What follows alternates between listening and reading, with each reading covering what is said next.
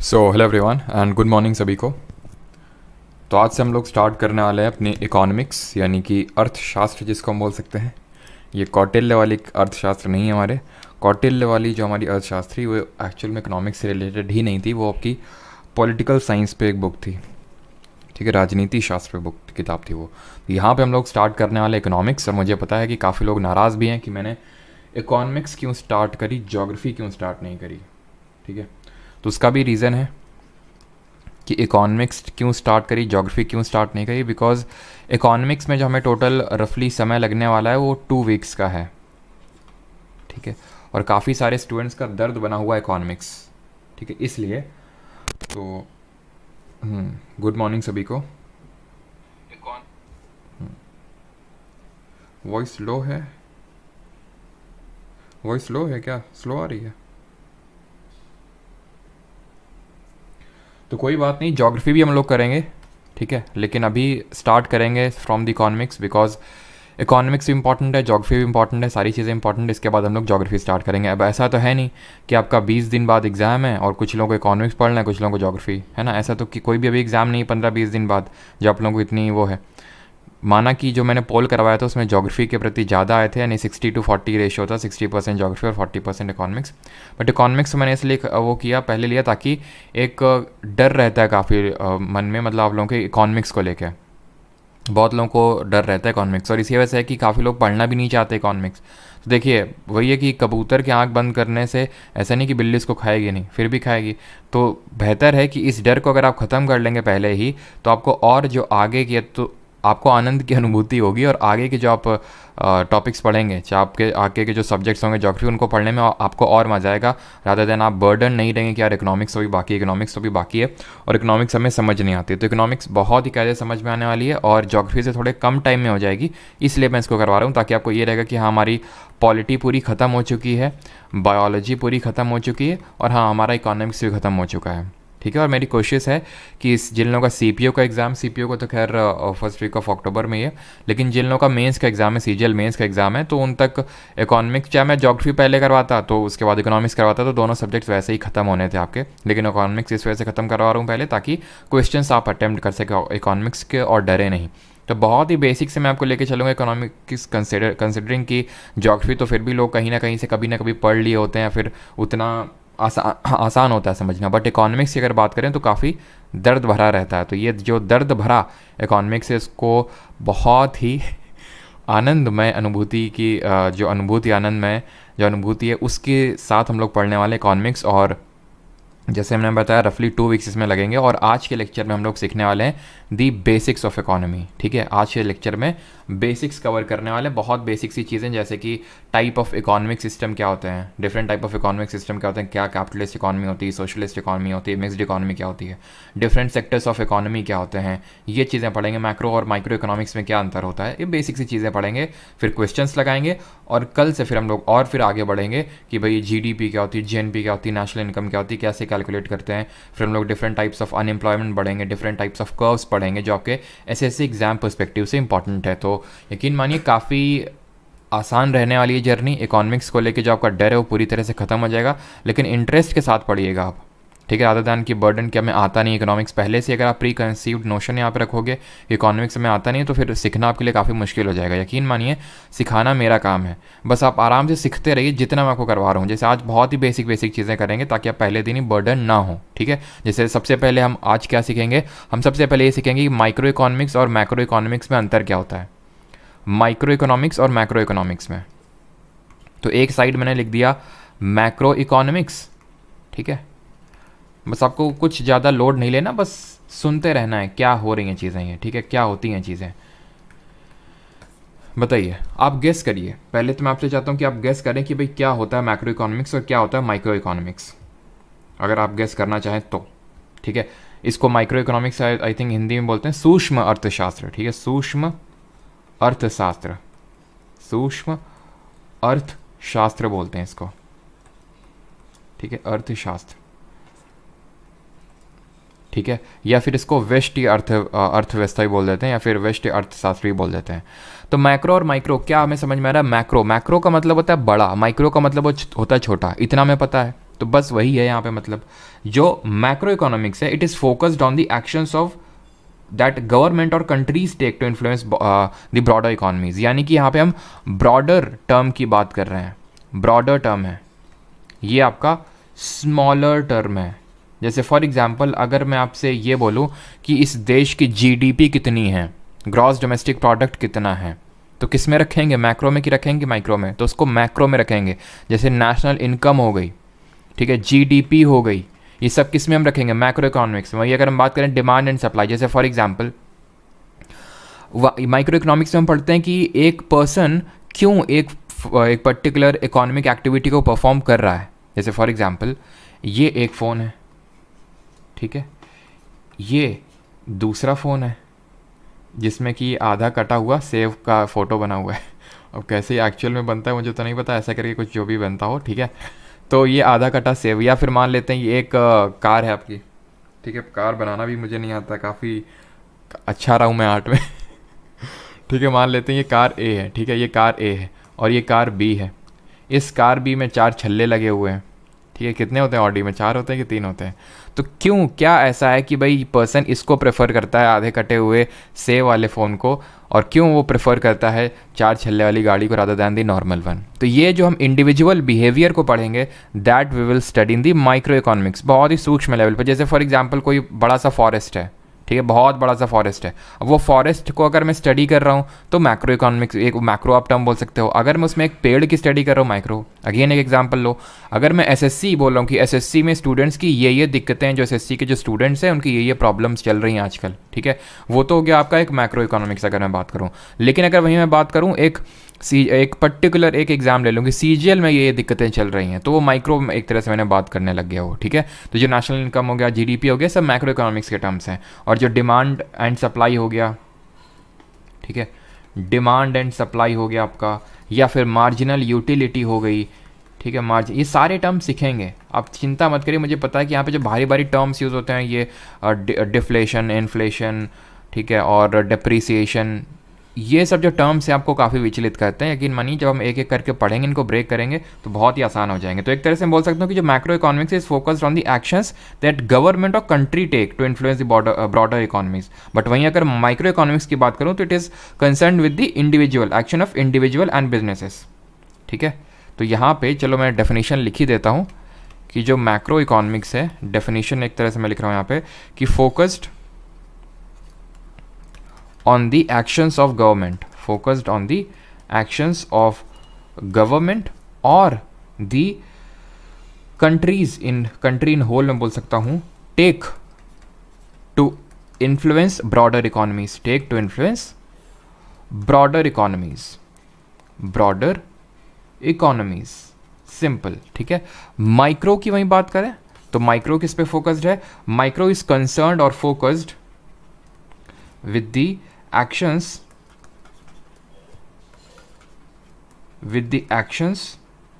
of individuals and businesses, ये simple सी definition है macro economics. अब ये डेफिनेशन पूछेगा क्या, बिल्कुल अभी आपके जो रिसेंट में एग्जाम हुए एसएससी में उसमें उसने पूछा मैक्रो इकोनॉमिक्स और माइक्रो इकोनॉमिक्स में थोड़ा सा जो बेसिक डिफरेंस है वो आपको पता होना चाहिए था, ठीक है। तो ये आपका बेसिक डिफरेंस हो गया। अब यहाँ पे हम पढ़ेंगे classification of different types of economics, और ये मैं उम्मीद करता हूँ सभी को समझ में आ गया होगा, यहाँ तक किसी कोई प्रॉब्लम नहीं होगी, है ना, बिल्कुल BMW चलो तो अब बात करते हैं क्लासिफिकेशन की। अब हम अपनी जो इकोनॉमिक्स उसको डिफरेंट या फिर डिफरेंट टाइप के जो इकोनॉमिक सिस्टम्स हैं वो यहाँ पे पढ़ते हैं। डिफरेंट टाइप के इकोनॉमिक सिस्टम, जैसे कि यहाँ पे हम 3 टाइप्स ऑफ इकोनॉमिक सिस्टम पढ़ेंगे, ठीक है, 3 टाइप्स ऑफ इकोनॉमिक सिस्टम्स पढ़ने वाले हैं। कौन कौन से 3 टाइप्स हैं? First is capitalist economy. Capitalist economy मतलब पूंजीवाद अर्थव्यवस्था, ठीक है, पूंजीवादी अर्थव्यवस्था। दूसरा है सोशलिस्ट इकोनॉमी, यानी कि समाजवादी अर्थव्यवस्था। और मिक्स्ड इकोनॉमी यानी कि मिश्रित अर्थव्यवस्था, ठीक है, मिश्रित अर्थव्यवस्था। तो capitalist economy, socialist economy, mixed economy, economy आप शब्द लगा लेंगे अपने आप से। तो ये डिफरेंट टाइप के इकोनॉमिक सिस्टम्स होते हैं। अब क्वेश्चन इसमें बनते हैं कि इनमें क्या डिफरेंसेस हैं। तो ये आप समझ गए कि ये अर्थव्यवस्था, यानी कि कोई देश को मैं कैपिटलिस्ट देश बोल सकता हूँ कि वहाँ की जो अर्थव्यवस्था है वो कैपिटलिस्ट है, या फिर वहाँ का जो अर्थव्यवस्था है वो सोशलिस्ट है, या फिर वहाँ का वो मिक्स्ड है। तो वो हम किस बेसिस से बोलते हैं वो अभी हम देखने वाले हैं, यानी कि इन तीनों का क्लासिफिकेशन देखने वाले हैं। ठीक है, अब जिनको जो क्लासीफाई हम डिफरेंट उस पर कर सकते हैं। तो यहाँ पे मैं लिख देता हूँ कैपिटलिस्ट। ठीक है, इसका क्लासिफिकेशन कर रहे हैं कि कैसे इनमें डिफरेंस क्या होता है। कैपिटलिस्ट हो गई, यहाँ पे मैंने सोशलिस्ट लिख दिया, और यहाँ पे मैंने लिख दिया मिक्स्ड इकोनॉमी।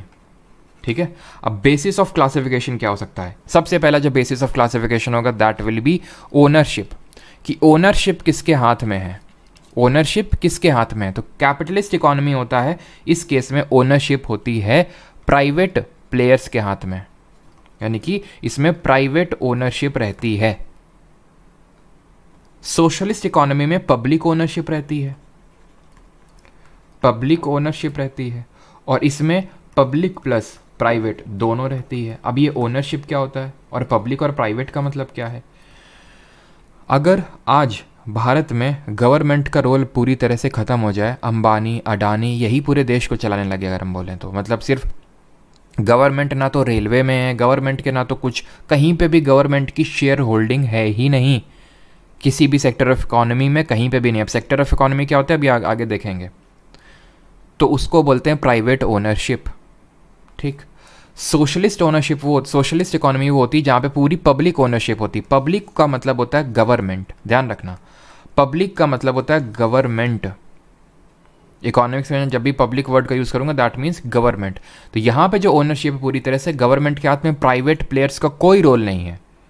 ये एक्सट्रीम टर्म्स हैं कि प्राइवेट में गवर्नमेंट नहीं है, पब्लिक में प्राइवेट नहीं है, पब्लिक और प्राइवेट में दोनों है। तो आप मुझे बताइए, आप इंडिया को किस टाइप ऑफ इकोनॉमिक सिस्टम में रखना चाहेंगे, कैपिटलिस्ट में, सोशलिस्ट में, या फिर मिक्स्ड में? बताइए। इंडिया में अगर हम बात करें तो गवर्नमेंट भी है और प्राइवेट प्लेयर्स भी हैं, उसको मिक्स्ड इकोनॉमी बोलते हैं। दूसरा बेसिस ऑफ क्लासिफिकेशन देखते हैं, एंड दैट इज, अब मैं और सिंपल टर्म्स से आपको समझाता हूँ कि मिक्स्ड इकोनॉमी में कैसे चीज़ें होती हैं।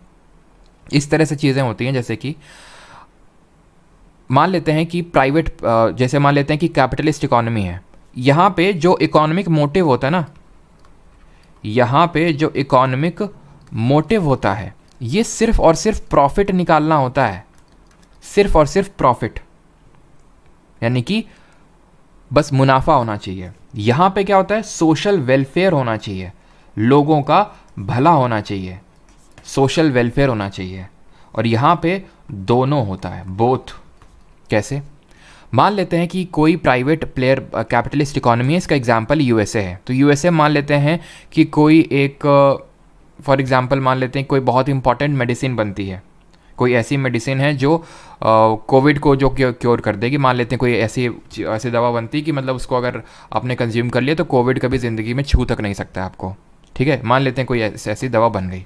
ठीक, तो वो दवा जिस भी कंपनी ने, मान लेते हैं किसी प्राइवेट कंपनी ने बनाई, अब उसको पता है कि इसकी वैल्यू जो है बहुत बढ़ने वाली है। तो शुरू में तो उसने जब मार्केट टेस्टिंग किया तो उसका बहुत ही नॉमिनल सा प्राइस चार्ज किया। जब उसने देखा ये तो बहुत ही फेमस हो रही है, बहुत ही पॉपुलर हो रही है, तो अभी जो 10, मान लेते हैं कि ये थी $100 की दवा थी, उसने क्या कर दिया, कंपनी वाले ने $1000 का कर दिया, कंसिडरिंग कि इसमें अगर हम ज़्यादा करेंगे तो लोग तो फिर भी डिमांड करेंगे, प्रॉफिट इसमें अच्छा खासा होगा। तो वो है कैपिटलिस्ट इकोनॉमी। सोशलिस्ट इकोनॉमी में क्या होता है? सोशलिस्ट इकोनॉमी में होता है कि पहली बात तो प्राइवेट के हाथ में कुछ है नहीं, जो कर रही है गवर्नमेंट कर रही है, और गवर्नमेंट का कोई प्रॉफिट का मोटिव नहीं है, वो बस चाहती है कि लोगों का भला हो, वो बस लोगों में वो चीज़ को, तभी तो सोशलिस्ट इकोनॉमी, तभी तो गवर्नमेंट ने अपना सारा ले रखा है अपने हाथ में ताकि वो सोशल वेलफेयर कर सके। मिक्स्ड में क्या है, मिक्स्ड में प्राइवेट खेलेगा। जैसे फॉर एग्जाम्पल मान लेते हैं यहाँ पे सीरम इंस्टीट्यूट है पुणे में, ठीक है, तो मान लेते हैं उसने कोई ऐसी वैक्सीन बनाई, कोविड वाली ऐसी वैक्सीन बनाई, $100, उसने देखा बहुत ज़्यादा बिक रही है, तो उसने अगर $1000 करने की कोशिश, या फिर मान लेते हैं कि ₹100 उसका प्राइस है इंडियन टर्म्स में, और उसका $1000 प्राइस कर दिया यहाँ पे, उस कंपनी ने देखा कि बहुत ज़्यादा ये तो प्रॉफिट दे सकती है, तो उस केस में गवर्नमेंट का रेगुलेशन आ जाएगी, गवर्नमेंट इंटरफेयर करेगी बीच में और बोलेगी कि ₹100 नहीं, ज़्यादा बढ़ा सकते हो तो 200 बढ़ा सकते हो, उससे ज़्यादा नहीं, क्योंकि इसकी लोगों को नीड है। तो क्या यहाँ प्राइवेट प्लेयर खेल नहीं रहा? खेल रहा है, लेकिन विद अ सर्टेन लिमिट खेल रहा है, पूरी तरह से उसको आज़ादी नहीं है खेलने के लिए। तो ये होता है कैपिटलिस्ट, सोशलिस्ट और मिक्स्ड इकोनॉमी में अंतर। तो दो हमने यहाँ पे बेसिस ऑफ क्लासिफिकेशन देखे। तीसरा है हमारा, तीसरा हम बोल सकते हैं जैसे कि गवर्नमेंट का रोल। चलिए एक ले लेते हैं, गवर्नमेंट रोल। ठीक है, गवर्नमेंट रोल यहाँ पे है क्या? बिल्कुल नहीं है। यहाँ पे नो गवर्नमेंट रोल, यहाँ पे कंप्लीट इन्वॉल्वमेंट है गवर्नमेंट का। यहाँ पे क्या है? कंप्लीट इन्वॉल्वमेंट है गवर्नमेंट का। यहाँ पे अगर बात करें, लिमिटेड रोल है गवर्नमेंट का। जब ज़रूरत पड़ेगी तो वो हमारी ये जो गवर्नमेंट है वो एक्शन में आ जाएगी, लेकिन हमेशा रेगुलेट नहीं करेगी। यानी कि फ्रीली प्राइवेट प्लेयर्स को भी खेलने का मौका दिया जाएगा, लेकिन जब नीड होगी तो वो इंटरफेयर कर सकती है। बात अगर करें इनकम डिस्ट्रीब्यूशन की, इनकम डिस्ट्रीब्यूशन यहाँ पे किस तरह से होगा? तो इनकम डिस्ट्रीब्यूशन आप मुझे बताइए, यहाँ पे प्रॉफिट का मोटिव है। जिस कंपनी ने प्रॉफिट कमाया वो इनकम डिस्ट्रीब्यूट करे क्या? भाई प्रॉफिट इसीलिए कमाया ताकि वो खुद रख सके। तो यहाँ पे इनकम डिस्ट्रीब्यूशन यूजुअली अनइक्वल होता है, यहाँ पे इक्वल होता है, यहाँ पे लेस अनइक्वल बोल सकते हैं। ठीक है, लेस अनइक्वल बोल सकते हैं, क्योंकि ये मिक्स्ड इकोनॉमी ऐसे समझ सकते हैं मध्यम मार्ग टाइप है, बीच में चल रहा है दोनों के। ये आपका प्राइवेट एंटरप्राइज है, गवर्नमेंट एंटरप्राइज है, और ये both private and public enterprise है। ठीक है, इकोनॉमिक अगर फ्रीडम की बात करें, ठीक है, इकोनॉमिक फ्रीडम, लास्ट यहाँ पे वो ले लेते हैं पैरामीटर, इकोनॉमिक फ्रीडम। तो मुझे बताइए इकोनॉमिक फ्रीडम है यहाँ पे? इकोनॉमिक फ्रीडम यहाँ पे पूरी तरह से कंप्लीट इकोनॉमिक फ्रीडम है, जिसको जो इकोनॉमिक एक्टिविटी करनी है वो करे। सोशलिस्ट इकोनॉमी में क्या होता है? लैक ऑफ फ्रीडम होता है, लैक ऑफ फ्रीडम होता है। यहाँ पे कोई ऐसा वो नहीं होता। जैसे फॉर एग्जांपल अगर हम बात करें तो 1991 तक, 1991 तक हमारे यहाँ पे चल रहा था लाइसेंस राज। हमारे यहाँ चल रहा था लाइसेंस राज कंट्री में। मतलब कि आपको अगर कुछ काम करना है प्राइवेट किसी कंपनी को तो लाइसेंस लेना पड़ेगा, और लाइसेंस लेना कोई आसान बात नहीं थी। यानी कि बिजनेस सेटअप करना प्राइवेट प्लेयर्स के लिए बहुत बहुत बहुत टफ था। यानी कि हम we were slightly inclined more towards the socialist economy, और ये चीज़ हमने यूएसएसआर, रशिया की इकोनॉमी से ये हमने बाई किया था, बाई या फिर ब्रॉड जो भी बोलो, ये रशिया के इकोनॉमी से हम लोगों ने ये चीज़ को लिया था, इस कॉन्सेप्ट को सोशलिज्म का। और थोड़ा कहीं ना कहीं हिस्टोरिकल उसके भी बैकग्राउंड थे, बिकॉज ईस्ट इंडिया कंपनी अगर हम देखें तो वो ट्रेड के लिए भारत में आई थी, और उसने किया क्या? धीरे धीरे रूल ही करने लगी। तो वो एक फैक्टर थे, और थोड़ा सा सोशल वेलफेयर का भी मोटिव था, क्योंकि हम बहुत ही पुअर नेशन थे। अगर हम अनइक्वालिटी को और बढ़ावा देते तो और ही चीज़ें ख़राब हो जाती हमारे लिए, और अनइक्वालिटी कम किस में हमें देखने को मिलती? कैपिटलिस्ट टाइप ऑफ इकोनॉमी में। लेकिन फिर हुआ क्या? एज अ रिजल्ट ऑफ ये जो हमने इतनी अपनी इकोनॉमी को ओपन नहीं किया, और ना, और मतलब इकोनॉमी को ओपन ना, मतलब अपने लिए तो रिस्ट्रिक्ट रखा ही, जो अपने घर की कंपनीज थी। बाहर की कंपनीज़ को तो बहुत ही नाम मात्र का अलाउ किया हमने। जो बाहर से कंपनी इंडिया में सेटअप करना चाहती हैं, जैसे वॉलमार्ट है, वो कैसी फॉरेन कंपनी है। अगर हम देखें बहुत सारी फॉरेन कंपनीज़ हैं, ठीक है, बहुत सारी फॉरेन कंपनी इंडिया में आज ऑपरेट कर पा रही, लेकिन पहले 1991 से पहले ऐसा नहीं था। 1991 में फिर ऐसा क्या हुआ? 1991 में हुआ बैलेंस ऑफ पेमेंट क्राइसिस। अब ये बैलेंस ऑफ पेमेंट क्या होता है बिल्कुल आपको समझना नहीं है, बस ऐसे ही ऐसे समझ लो कि बस पिक्चर चल रही है, एक पिक्चर चल रही है। अभी बैलेंस ऑफ पेमेंट कुछ नहीं समझना है। जब इकोनॉमिक्स खत्म हो जाए तब कुछ ना समझना है कि ये सर पूछा गया था और ये हमें समझ नहीं है, तब बोलना मुझसे, ठीक है। अभी नहीं, अभी समझ लो फिल्म चल रही है, ठीक है। तो बैलेंस ऑफ पेमेंट क्राइसिस हो गया, हमारी इकोनॉमिक हालत काफ़ी ख़राब हो गई, और इसलिए हमने अपनी इकोनॉमी को थोड़ा सा ओपन किया। फिर हम लोग आगे सारी चीज़ें पढ़ेंगे, LPG रिफॉर्म्स लेके आए, लिबरलाइज़ किया, प्राइवेटाइज़ किया, ग्लोबलाइज़ किया, और फिर धीरे धीरे हमने गवर्नमेंट तो थी और बाकी भी फॉरेन कंपनीज़ को भी इन्वॉल्वमेंट हमने लाया, और घर की जो कंपनीज़ थे उनको भी और ये लाइसेंस राज को ख़त्म किया, ताकि और चीज़ों को हम प्राइवेटाइज़ कर सकें। और प्राइवेटाइज़ करते ही हमने किस चीज़ को, सोशलिज्म जो हमारा ज़्यादा मात्रा में था उसमें कैपिटलिज्म घुसेड़ना चालू किया। यानी कि कहीं ना कहीं सोशलिज्म प्लस कैपिटलिज्म बनता गया हमारा धीरे धीरे मिक्स्ड इकोनॉमी। पहले हम बहुत ही वर इंक्लाइन टुवर्ड सोशलिज्म, फिर 1991 के बाद हमने कैपिटलिज्म का जो कॉम्पोनेंट है उसको लाना स्टार्ट किया, तब हम धीरे धीरे मिक्स्ड बनते गए, और अभी हम मिक्स्ड हैं। और धीरे धीरे अभी जो करंट गवर्नमेंट है उसको थोड़ा सा कैपिटलिज्म की तरफ उसको इंक्लाइन कर रही है। जो आप सारी चीज़ें देख पा रहे हो वो हमें कैसे पता चलती है? जो चीज़ों का प्राइवेटाइजेशन हो रहा है, जो डिसइन्वेस्टमेंट कर रही है गवर्नमेंट। डिसइन्वेस्टमेंट क्या होता है, ये एक टर्म कम मीनिंग समझ लो। डिसइन्वेस्टमेंट क्या होता है? डिसइन्वेस्टमेंट होता है जब गवर्नमेंट अपनी शेयर होल्डिंग बेच देती है। जो गवर्नमेंट की शेयर होल्डिंग है वो ख़त्म हो जाती है, उसको बोलते हैं, मतलब ऐसा नहीं कि पूरी तरह से ख़त्म हो गई, मेजर शेयर होल्डिंग नहीं है गवर्नमेंट की, जैसे कोई पीएसयू है, अगर 51% है उसमें 51% है उससे ज़्यादा, तो उसको बोलेंगे कि हाँ ये गवर्नमेंट का पीएसयू है। लेकिन अगर 50% से कम हो जाएगा तो उसको बोलेंगे गवर्नमेंट ने डिसइन्वेस्टमेंट कर दिया, विनिवेश कर दिया, इसको हिंदी में बोलते हैं विनिवेश कर दिया। ठीक है, तो वो धीरे धीरे गवर्नमेंट कर रही है, यानी कि वो प्राइवेट प्लेयर्स को का रोल बढ़ा रही है, यानी कि कैपिटलिज्म को और थोड़ा सा बढ़ावा दे रही है। कैपिटलिस्ट इकोनॉमी की अगर हम बात करें तो एग्जांपल मैंने यहाँ पे आपको दिया, जैसे यूएस की इकोनॉमी हो गई कैपिटलिज्म में, यूएस की। सोशलिस्ट में अगर बात करें यूएस, रशिया, ठीक है, रशिया हो गई हमारी, या फिर नॉर्थ कोरिया इसका एक एग्जाम्पल हो सकता है, नॉर्थ कोरिया। मिक्स्ड में हमारा सबसे बेस्ट एग्जाम्पल हमारा खुद का इंडिया।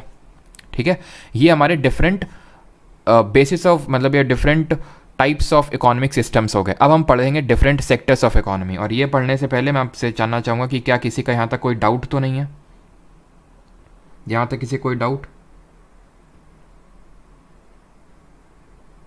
और यहाँ पे प्लीज़ पॉलिटिकल बातें ना करें, यहाँ पे मैं किसी पॉलिटिकल पार्टी को नहीं, और ना ही मैं किसी पॉलिटिकल पार्टी की तरफ इंक्लाइंड हूँ, बस मैं अपना पॉइंट ऑफ व्यू रख रहा हूँ। हर पार्टी ने कुछ अच्छा काम किया और कुछ बुरा काम किया, ठीक है, तो मैं वो नहीं आपसे वो करना चाहूँगा। ठीक है, बस ये होता है ना कि मैं कुछ गवर्नमेंट कुछ बोल दूँ, तभी तो थोड़ा सा रिस्ट्रिक्ट करना पड़ता है खुद को, कि कोई चीज़ पॉलिटिकल का वो समझा के नहीं बोल सकते, नहीं तो आप लोग तुरंत काफ़ी लोग बुरा मान जाते हैं। All clear, okay. चाइना में मोर अ काइंड ऑफ सोशलिस्ट, हम सोशलिस्ट टाइप बोल सकते हैं, बिकॉज जो वहाँ पे कम्युनिस्ट पार्टी है, कम्युनिस्ट जो पार्टी होती है उनका मेन थोड़ा सा सोशलिस्ट एंगल रहता है। अब पूरी तरह से परफेक्ट हम बोल दें कि नहीं परफेक्ट सोशलिज्म है चाइना में, परफेक्ट कैपिटलिस्ट, सही नहीं होगा, मतलब मोर इंक्लाइन टुवर्ड सोशलिज्म है वो। चलिए आगे बढ़ा जाए, तो अभी हम बढ़ते हैं डिफरेंट सेक्टर्स ऑफ इकोनॉमी में। ठीक है, चलो, तो डिफरेंट सेक्टर्स ऑफ इकोनॉमी हमारे मेजरली हम अपने डिफरेंट सेक्टर्स ऑफ इकोनॉमी को 3 हिस्सों में क्लासिफाई करते हैं। एक को बोलते हैं प्राइमरी सेक्टर, दूसरे को बोलते हैं सेकेंडरी सेक्टर, और तीसरी को बोलते हैं टर्शरी सेक्टर। ये क्यों क्लासिफिकेशन कर रहे हैं? हमारे इकोनॉमिक सिस्टम जो अभी हमने पढ़ा, मिक्स्ड इकोनॉमिक्स जो हमारी है, हमारी पूरी अर्थव्यवस्था में या फिर हमारे पूरे देश में डिफरेंट तरह के काम होते हैं। हमारी पूरी अर्थव्यवस्था में डिफरेंट तरह के अलग अलग तरह के काम होते हैं। अब उन कामों को हमने अलग अलग हेड्स में बांट दिया है, अलग अलग सेक्टर में बांट दिया है। अगर मैं आपको पढ़ा रहा हूँ तो मैं एक इकोनॉमिक एक्टिविटी कर रहा हूँ, एक एक्टिविटी कर रहा हूँ, और इकोनॉमिक एक्टिविटी क्यों? क्योंकि उससे मैं रेवेन्यू जनरेट कर रहा हूँ, जिससे कि वो जो कि देश में ऐड हो रहा है, देश की जीडीपी में ऐड हो रहा है। अगर हम देखें तो वो हो रहा है कि नहीं हो रहा, तो एक इकोनॉमिक एक्टिविटी मैं यहाँ पे करंटली परफॉर्म कर रहा हूँ, तो ये डिफरेंट सेक्टर में आएगी। लेकिन वहीं अगर एक किसान खेत में अगर यहीं सिमिलर टाइम पे वो काम कर रहा होगा, बहुत सारे हमारे खेत इस समय हमारे जो किसान हैं वो काम कर रहे होंगे, तो वो एक डिफरेंट सेक्टर में आएंगे, डिफरेंट तरह की इकोनॉमिक एक्टिविटी परफॉर्म कर रहे हैं। इकोनॉमिक एक्टिविटी वो भी परफॉर्म कर रहे हैं, बट वो डिफरेंट तरह की परफॉर्म कर रहे हैं। इसको हम हिंदी में बोल देते हैं प्राथमिक, इसको बोल देते हैं द्वितीयक, ठीक है, द्वितीयक, और इसको बोल देते हैं तृतीयक क्षेत्र। क्या बोल देते हैं? तृतीयक क्षेत्र बोल देते हैं। अब सबसे पहले हम पढ़ेंगे प्राइमरी सेक्टर। हम प्राइमरी सेक्टर किसको बोलते हैं, और अभी हमारे और भी इसमें 2 सेक्टर्स होते हैं, उनको भी हम पढ़ेंगे। ठीक है,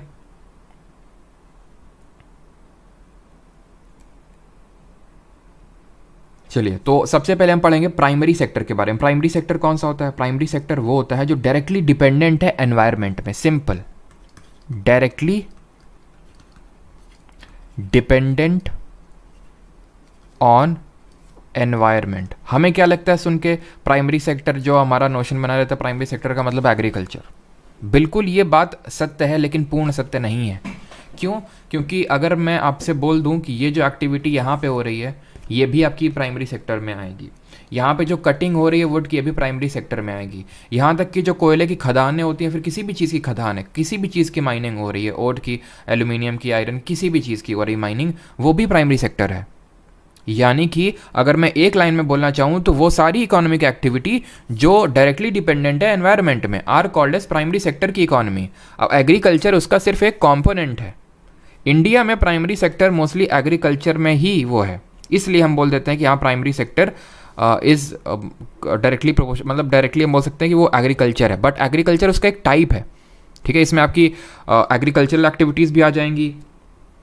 ठीक है, इसमें आपकी एग्रीकल्चरल एक्टिविटीज़ आ जाएंगी, ठीक है, फिशिंग आ जाएगी, माइनिंग आ जाएगी, ठीक है, हंटिंग एंड गैदरिंग आ जाएगी, हंटिंग एंड गैदरिंग जो है वो आ जाएगी आपकी, ठीक है। और क्या रख सकते हैं, फॉरेस्ट्री, ठीक है, ये जो एक्टिविटी यहाँ पे हो रही है this is your forestry. Mining यहाँ पे लिख दिया, माइनिंग एंड क्वायरिंग लिख लीजिए। ये सारे आपके आएंगे प्राइमरी सेक्टर ऑफ इकोनॉमी में। और जो लोग भी प्राइमरी सेक्टर ऑफ एक्टिविटी में इन्वॉल्व हैं इनको हम बोलते हैं रेड कॉलर जॉब्स। याद रखिएगा इस चीज़ को, इनको हम बोलते हैं रेड कॉलर जॉब्स। क्यों? Due to the outdoor nature of work. Because जब आप नेचर में डायरेक्टली काम कर रहे हैं तो नेचर, उसके लिए आपको घर से बाहर निकलना पड़ेगा, चाहे वो ये एक्टिविटी हो, चाहे ये एक्टिविटी हो, चाहे ये एक्टिविटी हो, चाहे ये एक्टिविटी हो। ये सारी एक्टिविटी प्राइमरी सेक्टर, उसके लिए हमें घर से बाहर निकलना पड़ेगा। And that is white these are called as red collar jobs. अब आते हैं सेकेंडरी सेक्टर ऑफ इकोनॉमी में। सेकेंडरी सेक्टर को हम प्यार से मैन्युफैक्चरिंग सेक्टर भी बुला देते हैं, जिस तरह प्राइमरी सेक्टर को हम एग्रीकल्चर सेक्टर बुला देते हैं, वैसे इसको हम, क्योंकि उसमें एग्रीकल्चर एक मेन एक्टिविटी सबसे जो ज़्यादा प्रैक्टिस करी जाती है, और यहाँ पे करी जाती है प्रैक्टिस मैन्युफैक्चरिंग। सारे सेक्टर्स ऑफ इकोनॉमी आपस में लिंक्ड हैं। कैसे? प्राइमरी सेक्टर में फॉर एग्जांपल मान लेते हैं कि यहाँ से जो एक्टिविटी हो रही है, इससे ये गेहूं का प्रोडक्शन हुआ, यहाँ से क्या हो रहा है, गेहूं निकाले जा रहे हैं, ठीक है, और गेहूं यहाँ से निकाले गए। फिर ये जो गेहूं हैं, मान लेते हैं कोई फैक्ट्री है, ठीक है, बिस्किट फैक्ट्री, ठीक है, तो वो बिस्किट फैक्ट्री में जाएंगे, ठीक है। मुझे पता है बिस्किट वाला एग्जांपल काफ़ी एक एवरग्रीन एग्जांपल है, तो आप कोई भी एग्जांपल ले सकते हैं कि मान लेते हैं कि यहाँ से फल तोड़े गए, ठीक है। अब वो जो फल हैं या फिर ये दूध निकाला गया, अब ये जो दूध निकाला गया है ये जाएगा, मान लेते हैं अमूल की कंपनी है, अब इससे बटर बनेगा, ठीक है, चीज़ बनेगा, इससे आपका दही बनेगा, पैस्चराइज मिल्क बनेगा, ठीक है, आइसक्रीम बनेगी। तो ये क्या हो रहा है, ये प्राइमरी सेक्टर ऑफ इकोनॉमी से जो रॉ मटेरियल मिला, usually primary sector of economy हमें रॉ मटेरियल देता है, चाहे वो बिस्किट के लिए हो, चाहे ये दूध दही चीज़ वगैरह के लिए हो, या फिर फ्रूट जूस के लिए हो, किसी के लिए भी हो। तो प्राइमरी सेक्टर हमें रॉ मटेरियल दे रहा है और सेकेंडरी सेक्टर उसको प्रोसेस कर रहा है, और प्रोसेस करके उसको एक फाइनल प्रोडक्ट के तौर पर हमें निकाल के दे रहा है। जो सेकेंडरी सेक्टर ऐड वैल्यू, इसको हम बोल सकते हैं कि जो सेकेंडरी सेक्टर हैं these add value to natural resources. These add value to natural resources by transforming raw material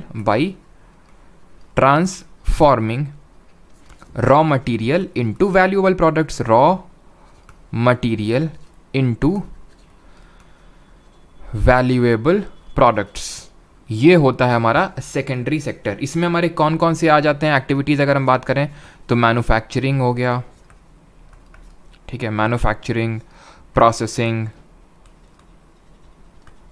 building and construction भी इसी में आ जाता है आपका, ठीक है। जो बिल्डिंग और जो कंस्ट्रक्शन वर्क होता है ना, जैसे ही कंस्ट्रक्शन वर्क हो रहा है, ये भी आपका सेकेंडरी सेक्टर में ही आता है। बिल्डिंग और जो कंस्ट्रक्शन वर्क है या फिर इंफ्रास्ट्रक्चर जो इंडस्ट्रीज़ हैं वो सब इसमें आती हैं, और इनको हम बोलते हैं ब्लू कॉलर जॉब्स, ठीक है, ब्लू कॉलर जॉब्स। इंडिया में ये ढंग से डेवलप नहीं हुआ है। हमने प्राइमरी सेक्टर था हमारा, ठीक है, ग्रीन रेवोल्यूशन लेके आए। वो कैसे लाए, जब हम 5 ईयर प्लान जब पढ़ेंगे तो उसमें देखेंगे 5 ईयर प्लान और इंडस्ट्रियल पॉलिसी। यहाँ पे जब मैंने जिक्र किया ना, यहाँ पे जब ये मैं इसका जिक्र कर रहा था लाइसेंस राज, तो मेरे दिमाग में ये भी चीज़ आ रही थी कि इंडस्ट्रियल पॉलिसी रेजोल्यूशन, लेकिन वो अभी मैंने आपको नहीं बताया कि जो IPR 1948 वाला जो पहला आया था वो सारी चीज़ें हम देखेंगे बाद में। जो ये 5 ईयर प्लान्स और इंडस्ट्रियल पॉलिसी रेजोल्यूशन ये सब एक साथ देखेंगे, ठीक है। तो सेकेंडरी सेक्टर को हम ब्लू कलर जॉब बोलते हैं। इंडिया में बहुत ज़्यादा ढंग से डेवलप हुआ नहीं, हमने लीप कर दिया प्राइमरी से टर्शरी में। ये कोई अच्छी बात नहीं है हमारी इकोनॉमी के लिए। बांग्लादेश अगर वहीं बात करें तो उसका, क्योंकि ये एक कंट्री की बैकबोन बोला जाता है, ठीक है, इसको किसी कंट्री की बैकबोन बोला जाता है जो सेकेंडरी सेक्टर होता है, और ये किसी भी कंट्री को इंडस्ट्रियलाइज्ड बनाने में मदद करता है, बिकॉज ये डायरेक्टली इंडस्ट्रीज से रिलेटेड है। हमारे यहाँ प्राइमरी सेक्टर था और हम डायरेक्टली जंप कर गए टर्शरी सेक्टर में, उतना ज़्यादा डेवलप हो नहीं पाया। बांग्लादेश जैसी हमारी नेबरिंग कंट्रीज़ में अच्छा डेवलप हुआ, तभी वहाँ पे अगर हम इकोनॉमिक ग्रोथ बात करें थोड़ा ढंग की, और बैकबोन है तो मतलब ये है कि जो भी इससे ग्रोथ होती है वो थोड़ा सा स्टेबल रहती है, फ्लक्चुएट नहीं करती है। टर्शरी सेक्टर में अगर बात करें, इसको AKA का मतलब है also known as the service sector. जिस तरह प्राइमरी सेक्टर को also known as agriculture sector, secondary sector को मैन्युफैक्चरिंग सेक्टर बोल देते हैं, उसी तरह टर्शरी सेक्टर को सर्विस सेक्टर बोल देते हैं, ठीक है। और जो टर्शरी सेक्टर है, it is that part of economy where business produce services. जैसे कि डॉक्टर साहब हैं ये, अपनी सर्विस दे रहे हैं आपको, आपको बता रहे हैं कि ये दवा ले लो, वो दवा ले लो, ये सारी चीज़ें। ये टीचिंग हो रही है, जैसे मैं आपको जो पढ़ा रहा हूँ, जो करंटली जो एक्टिविटी कर रहा हूँ, ये टीचिंग वो किस में आएगी, टर्शरी सेक्टर में आएगी। तो ये सर्विस मैं आपको प्रोवाइड कर रहा हूँ। ये यूजुअली क्या, ऑलवेज इनटैंजिबल इन नेचर होती हैं, इनटैंजिबल इन नेचर होती हैं। ना what does this intangible means? Tangible का मतलब है जिसको आप छू सकते हैं, टैंजिबल का मतलब होता है that which can be touched, that which can be touched, और इनटैंजिबल हो गया that which can not be touched, ठीक है, which can not be touched. तो मैं आपको पढ़ा रहा हूँ कि आप टच कर सकते हैं जो चीज़ मैं आपको सर्विस प्रोवाइड कर रहा नहीं कर रहा है। आप अपने फ़ोन को कर सकते हैं, लेकिन जो मैं पढ़ा रहा हूँ क्या आप उसको टच कर सकते हैं? नहीं। क्या आप डॉक्टर के पास किसी काम के लिए गए, आपने एडवाइस ली उससे कि भाई क्या करना चाहिए डॉक्टर साहब, तो उसने कोई भी आपको सर्विस ऑफर करी कि भाई ये करो, वो करो, ये दवा ले लो, तो क्या आप उस चीज़ को छू सकते हो? नहीं। तो टर्शरी सेक्टर में जो एक्टिविटीज़ होती हैं यूजुअली इनटैंजिबल इन नेचर होती हैं। तो देखो प्राइमरी सेक्टर में क्या हुआ, मान लेते हैं कि ये दूध बना, मतलब दूध यहाँ से निकाला गया, ये भेजा गया सेकेंडरी सेक्टर में, इंडस्ट्रीज़ में, उससे दही बना, आइसक्रीम बनी, चीज़ बना, उस चीज़ दही या फिर उसका एडवर्टीज़मेंट किया गया, उसका एडवर्टीज़मेंट किया गया, प्रचार किया गया, वो प्रचार सर्विस सेक्टर में आएगा, टर्शरी सेक्टर में आएगा। समझ रहे हैं आप? तो किस तरह से सारी चीज़ें आपस में लिंक्ड हैं। जैसे ट्रांसपोर्ट हो गया, एडवर्टाइजिंग हो गई, रिटेल हो गया, टीचिंग हो गया, हेल्थ केयर हो गया, होटल्स हो गया, ये सारे आपके आते हैं टर्शरी सेक्टर ऑफ इकोनॉमी में। और याद रखिएगा इनको हम वाइट कॉलर जॉब्स के नाम से भी जानते हैं। किस नाम से? White collar jobs. क्लियर? अब ये जो टर्शरी सेक्टर है तो इसको हम इस तरह से समराइज कर सकते हैं। Primary sector uses natural resources directly, examples ये हैं agriculture, mining, forestry, fishing. Secondary sector manufacturing है, produces goods from natural resources like refining oil, producing electricity और सारी चीज़ें। टर्शरी सेक्टर, अब जैसे कि कैसे इलेक्ट्रिसिटी, जैसे कि कोल जो हमने निकाला, कोल निकाला होगा माइनिंग करके तो कोल वहाँ से निकाल लिया, लेकिन अब जो तुम उससे इलेक्ट्रिसिटी बनाओगे, अब तुम उसको कहाँ भेजोगे? टर्शरी सेकेंडरी सेक्टर में भेजोगे उसको इलेक्ट्रिसिटी बनाने के लिए, है कि नहीं? प्राइमरी सेक्टर से तुमने कोल निकाल लिया, फिर जो उससे तुम थर्मल एनर्जी बनाओगे, उससे जो इलेक्ट्रिसिटी बनाओगे वो है, तो वो आप मैन्युफैक्चरिंग सेक्टर में आएगा। और टर्शरी सेक्टर में आपका provide services including banking, health care service, retail. इसको हम बोलते हैं क्या? Red collar job, blue collar job and white collar job. But इसी टर्शरी सेक्टर में जो अभी मैंने आपको पढ़ाया, also known as the service sector, इसको हम दो कैटेगरी में और डिवाइड कर देते हैं, क्वार्टरनरी और क्यूनरी। क्वार्टरनरी होता है skill for complex processing of technology, जैसे कि जो हमारे साइंटिस्ट वगैरह होते हैं, जो मान लेते हैं जो हमारे इसरो में जो हमारे साइंटिस्ट हैं बहुत ही वेल क्वालिफाइड और बहुत ही हमारे कितने अच्छे साइंटिस्ट हैं वो तो सबको पता ही है, चंद्रयान 3 आदित्य वो हमारा मिशन, वो सबको जीता जागता उदाहरण है। तो ये ऐसे लोग हैं जो बहुत ही कॉम्प्लेक्स टेक्नोलॉजी के साथ काम कर रहे हैं, वो ऐसा काम कर रहे हैं जिसके लिए बहुत बहुत बहुत ज़्यादा स्किल की डिमांड है और बहुत ही कम लोगों के पास वो स्किल है। उसको हम क्वार्टरनरी सेक्टर में रखते हैं, ठीक है। उनको हम क्वार्टरनरी एक्टिविटीज, इसको हम बोल सकते हैं नॉलेज सेक्टर, ठीक है। इसको हम बोल सकते हैं क्या? नॉलेज सेक्टर बोल सकते हैं, ठीक है। और क्वीनरी सेक्टर, क्वीनरी एक्टिविटीज़ वो होती हैं जहाँ पे एक तरह से डिसीजन, ये आप इस पर मत जाइए जो यहाँ पे लिखा हुआ है, इसमें बस इतना देखिए, इसमें आपकी डिसीजन मेकिंग एबिलिटीज़ इन्वॉल्व होती हैं, ठीक है। डिसीजन मेकिंग एबिलिटीज़, जैसे फॉर एग्जांपल जो हमारे पॉलिटिशियंस हैं उनकी जो एक्टिविटी आएगी वो क्वीनरी सेक्टर में हम लोग रख सकते हैं, ठीक है।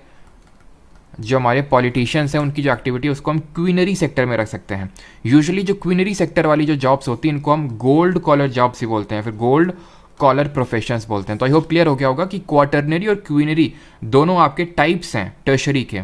क्वार्टरनरी होता है जहाँ पे नॉलेज सेक्टर होता है, जहाँ पे बहुत ज़्यादा नॉलेज चाहिए होती है। अब जैसे फॉर एग्जांपल अब जो मैं आपको पढ़ा रहा हूँ, मैं आपको इकोनॉमिक्स पढ़ा रहा हूँ, ढेरों लेक्चर्स आपके पढ़ेंगे इकोनॉमिक्स के और आगे के भी लोग इकोनॉमिक्स, कोई इसमें बहुत ज़्यादा ज़रूरत नहीं होती कि नहीं भाई बहुत ही ज़्यादा, जैसे कि इसरो का साइंटिस्ट बनना है, वो कितने ही लोग हैं, मतलब या फिर उसके लिए बहुत बहुत बहुत नॉलेज की ज़रूरत पड़ती है, या फिर सिर्फ कुछ ही लोग वो रिसर्च या फिर नॉलेज एक्वायर कर पाते हैं, तो उसको हम बोल सकते हैं कि क्वार्टरनरी सेक्टर में आता है। क्वीनरी में क्या आता है? जो आपके गोल्ड कॉलर जो जॉब्स होते हैं, जैसे कि आपके इसमें डिसीजन मेकिंग इन्वॉल्व होता है, जैसे कि बोल सकते हैं सीनियर बिजनेस एग्जीक्यूटिव हो गया, पॉलिटिशियंस हो गया, ठीक है। तो अगर आपसे पूछ ले सीनियर बिजनेस, इसमें क्या होता है मेनली कि रिसर्च वगैरह आपका इसमें इन्वॉल्व है, कॉम्प्लेक्स प्रोसेसिंग टेक्नोलॉजी इन्वॉल्व है यहाँ पे, जैसे सीनियर आपके बिजनेस एग्जीक्यूटिव्स, ठीक है, सीनियर बिजनेस एग्जीक्यूटिव्स हो गए। या फिर फॉर एग्जांपल हो सकता है मैं कि आज से चलो खैर उस एग्जांपल को छोड़ो, तो इतने आई होप आप समझ गए होगे ये सारे आपके जो डिफरेंट सेक्टर्स ऑफ इकोनॉमी होते हैं। एक बार आप कंफर्म करिए, फिर हम लोग यहाँ पे क्वेश्चंस लगाते हैं इस पे बेस्ड।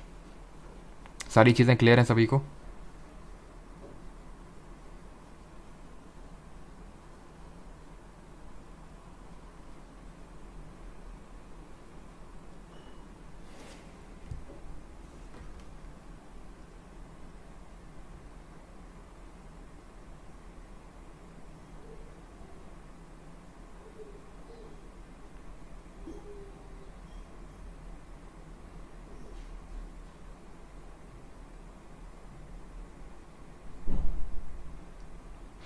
क्लियर है सर, ओके ओके। हाँ नहीं भी उस पर क्वेश्चन लगाएंगे तो भी आएगा, ठीक है, अब चिंता ना करो, भी जो क्वेश्चंस लगाएंगे उस पर आएगा। और किसी का कोई डाउट?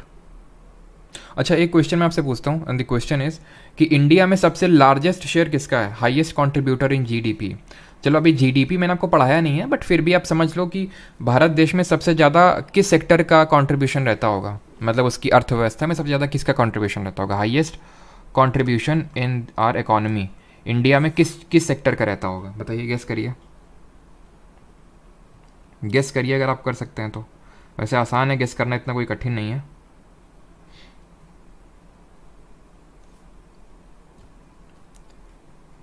तो ध्यान रखना जो टर्शरी सेक्टर है ये सबसे ज़्यादा कंट्रीब्यूट करता है, ठीक है, हाईएस्ट कंट्रीब्यूशन है, ना सिर्फ इंडिया में बल्कि किसी भी कंट्री में। और जो डेवलप्ड, धीरे धीरे कोई कंट्री डेवलपिंग से फिर अंडर डेवलप्ड से डेवलप्ड की तरफ बढ़ती है तो उसका टर्शरी सेक्टर ही डेवलप होता है, ठीक है। तो हाईएस्ट कंट्रीब्यूशन है, इसका ध्यान रखना। लेकिन और लोवेस्ट किसका है? लोवेस्ट जरा बताओ, ये बताओ, ठीक है। और ये याद रखना कि जो प्राइमरी सेक्टर है ये सबसे ज़्यादा नंबर ऑफ लोगों को एम्प्लॉय करता है, ठीक है। Most number of people are employed, most number of people are employed. लेकिन अभी जब हम अनएम्प्लॉयमेंट पढ़ेंगे तब आप जाके कहीं रियलाइज़ करेंगे कि ये एक्चुअल में एम्प्लॉयमेंट तो हमें दिख रहा है लेकिन एक्चुअल में ये लोग अनएम्प्लॉयड हैं। उसको डिस्गाइज्ड अनएम्प्लॉयमेंट पढ़ते हैं लेकिन वो टाइप्स ऑफ अनएम्प्लॉयमेंट में देखेंगे। तो सबसे ज़्यादा लोग हमारे एम्प्लॉयड हैं प्राइमरी सेक्टर में, ठीक है। सबसे कम कहाँ पे हैं? लीस्ट नंबर ऑफ पीपल यहाँ पे एम्प्लॉयड हैं, least number of people employed. सबसे कम लोग यहाँ पे काम करते हैं, क्यों? क्योंकि इसके लिए थोड़ा सा नॉलेज वगैरह चाहिए, है ना, जैसे डॉक्टर हो गया, टीचिंग हो गया, इसके लिए थोड़ा नॉलेज चाहिए। तो इसमें काफ़ी सबसे कम लोग काम करते हैं, सबसे ज़्यादा कंट्रीब्यूशन जीडीपी में देता है देश की अर्थव्यवस्था में। प्राइमरी सेक्टर की बात करें, सबसे ज़्यादा लोग को एम्प्लॉय करता है और सबसे लीस्ट कंट्रीब्यूशन होता है इसका, लीस्ट कंट्रीब्यूशन होता है हमारी अर्थव्यवस्था में। सेकेंडरी अपना बीच में है, ठीक। चलिए अब पहला क्वेश्चन करिए यहाँ पे, फर्स्ट क्वेश्चन।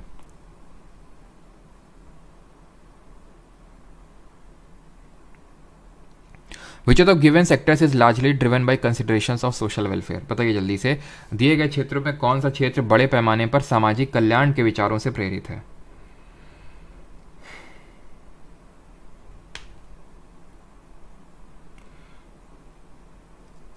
सर कितना परसेंट कंट्रीब्यूशन है? परसेंटेज वैसे यार पूछता नहीं है, ठीक है, परसेंटेज पूछता नहीं है, लेकिन रफली ऐसे याद कर सकते हो कि जो आपका टर्शरी सेक्टर है ना, ये रफली 54% कॉन्ट्रीब्यूशन रहता है इसका, 54% कॉन्ट्रीब्यूशन इसका रहता है, ठीक है।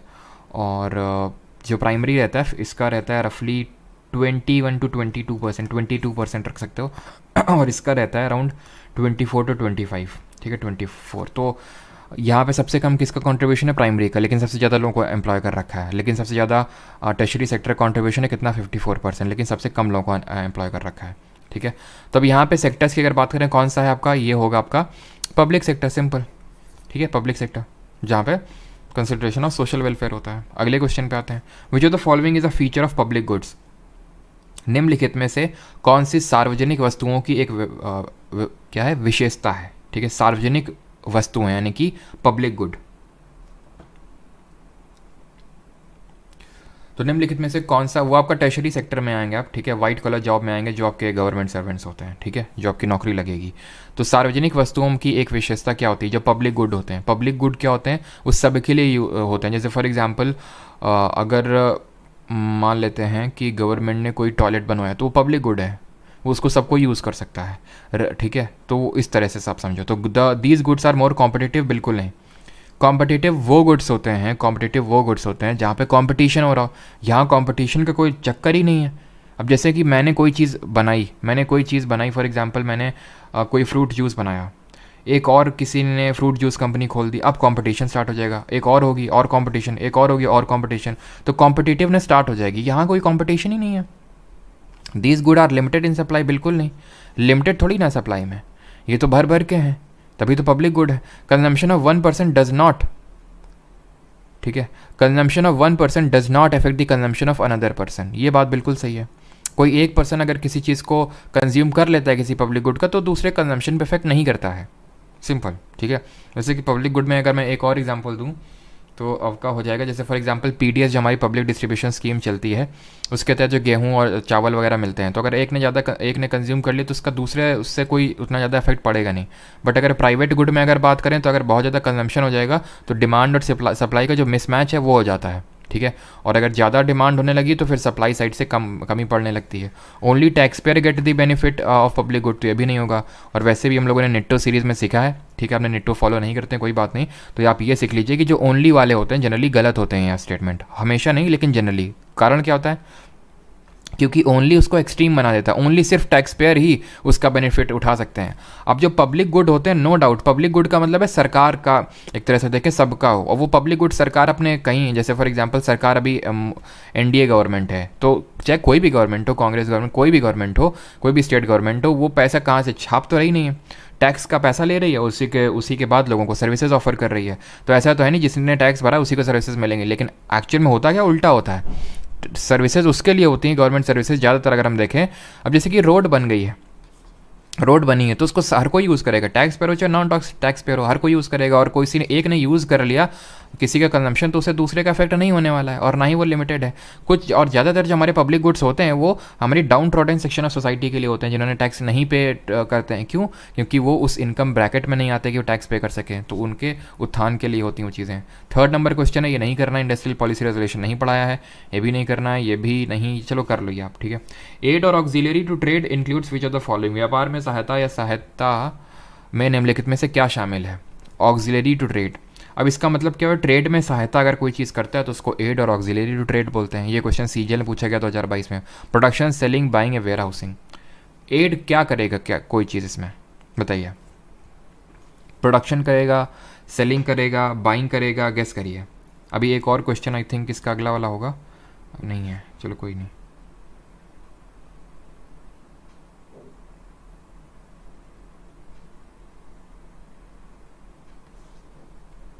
तो इसका सही आंसर क्या होगा? ऑप्शन नंबर डी यहाँ पे सही आंसर होगा, ठीक है। वेयर हाउसिंग, भंडारण। एड और auxiliary to trade includes which of the following, ये आपका जो वेयर हाउसिंग है वो एक ट्रेड, एक उसके एड की तरह उसके सहायता करेगा, ठीक है। इट इज़ एन एसेंशियल बोल सकते हैं सर्विस, ठीक है। आगे बढ़ते हैं, और बाकी और हमारे क्या हो सकते हैं इसमें अगर हम एड की बात करें तो जैसे कि ट्रांसपोर्ट हो सकता है, ठीक है, ट्रांसपोर्ट हो गया आपका, बैंकिंग हो गया, बैंकिंग जो सर्विसेज है, ठीक है, एडवर्टाइजिंग हो गई इसमें आपकी, ठीक है। तो ये सारे जो कंपोनेंट्स होते हैं ये आपके फैसिलिटेट करते हैं किसी ट्रेड को, ठीक है। प्रोडक्शन के बिना तो ट्रेड मतलब ये बोल सकते हैं कि हो ही नहीं सकता। जब आप प्रोड्यूस नहीं करेंगे तो ट्रेड किस चीज़ से करेंगे? घुइयाँ का, बताइए, आप ट्रेड तो कर ही नहीं सकते हैं, ठीक है, जब तक अगर आप प्रोड्यूस नहीं करेंगे। एड का मतलब होता है जैसे हम केमिस्ट्री में कैटलिस्ट पढ़ते हैं, तो वेयर हाउसिंग हो गया कि आपके पास सामान स्टोर करने के लिए वेयर हाउस होना चाहिए, ट्रांसपोर्ट के लिए फैसिलिटी होनी चाहिए, बैंकिंग होना चाहिए ताकि क्रेडिट ले सकें, लोन ले सकें, और एडवर्टीज़ करें अपने प्रोडक्ट को। सेवन्थ, नहीं करना इंडस्ट्रियल पॉलिसी रेजोल्यूशन, ये भी नहीं करना है। Which of the following is not an aid और ऑक्सिलरी ट्रेड, इनमें से कौन सा नहीं है एड और ऑक्सिलरी टू ट्रेड, निम्नलिखित में से कौन सा व्यापार के लिए सहायक नहीं है? अब ये भी क्वेश्चन 2022 सीजीएल में पूछा गया, तो इंपॉर्टेंट है थोड़ा सा।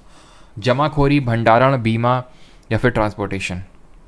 तो अभी मैंने बताया वेयर हाउसिंग तो ऑक्सिलरी है ट्रेड के लिए, ट्रांसपोर्ट भी है, इंश्योरेंस भी है, अगर आप इंश्योर करवाएंगे अपने बिजनेस को तो वो आपके उसके ऑक्सिलरी की तौर पे काम करेगा। होल्डिंग, जमाखोरी किसी तरह से ये एड नहीं है, ठीक है। जो होल्डिंग है, होल्डिंग का मतलब आप आई होप समझते होंगे कि सामान खरीद लेना और उसको बहुत ही बड़े अमाउंट में रख लेना, ठीक है, ताकि उस प्रोडक्ट की स्कार्सिटी डेवलप हो जाए। ऐसा काफ़ी लोग करते हैं ना, जैसे कि प्याज की होल्डिंग, गवर्नमेंट काफ़ी रूल्स और रेगुलेशन लगाती है। जो लोग अगर होल्डिंग वगैरह करते हैं तो लिमिट रखती है गवर्नमेंट कि आप इससे ज़्यादा होल्ड नहीं कर सकते हैं। कि भाई क्या होता है, यूजुअली क्या करते हैं लोग कि सामान को होल्ड कर लिया, जैसे प्याज वगैरह इकट्ठा कर लिया, जब प्राइस देखा कि उसकी स्कार्सिटी क्रिएट हो गई, दाम बढ़ गए, तो तुरंत मार्केट में निकाल दिया और अच्छा मुनाफा कमा लिया, ठीक है। तो ये किसी तरह का आपका ये जो होल्डिंग है ये किसी तरह का एड या ऑक्सिलरी नहीं है ट्रेड में। With respect to occupation, secondary activities include, तो व्यवसाय के संबंध में माध्यमिक गतिविधियों में कौन सा शामिल है? माइनिंग, एडमिनिस्ट्रेशन, कंस्ट्रक्शन वर्क या फिर फिशिंग। तो माइनिंग हो गई, फिशिंग हो गई, ये आपका किस में आएंगे? प्राइमरी में आएंगे, ठीक है, प्राइमरी में आएंगे। एडमिनिस्ट्रेशन की अगर बात करें तो ये आपका टर्शरी में आएगा, ठीक है। ठीक है। कंस्ट्रक्शन वर्क जो होगा आपका मैन्युफैक्चरिंग में आएगा, जो कि आपकी ब्लू कॉलर जॉब्स होती हैं। The tertiary sector of the economy is related to, भारतीय अर्थव्यवस्था का तृतीयक क्षेत्र किससे संबंधित है? Tertiary sector. मैन्युफैक्चरिंग नहीं, ये तो सेकेंडरी सेक्टर है, ठीक है, ये तो सेकेंडरी सेक्टर है। एग्रीकल्चरल, ये तो प्राइमरी सेक्टर है। इलेक्ट्रिसिटी और कोल, ये भी आपका प्राइमरी सेक्टर में ही आएगा, जो कोल की हम माइनिंग कर रहे हैं। ट्रांसपोर्ट, कम्युनिकेशन और बिजनेस सर्विसेज, ये मैं बोल रहा हूँ प्राइमरी नहीं, ये सेकेंडरी में आएंगे आपके, ठीक है। अगर माइनिंग लिखा होता, माइनिंग ऑफ कोल, तो प्राइमरी होता, लेकिन अगर इलेक्ट्रिसिटी प्रोड्यूस कर रहे हैं और कोल के साथ कर रहे हैं तो वो आपका सेकेंडरी में आएगा, ठीक है, सेकेंडरी में आएगा। अगर यहाँ पे माइनिंग नहीं लिखा हुआ है तो आंसर आप होगा आपका ट्रांसपोर्ट, कम्युनिकेशन, बिजनेस सर्विसेज, ये सब आपके टर्शरी एक्टिविटी में आती हैं।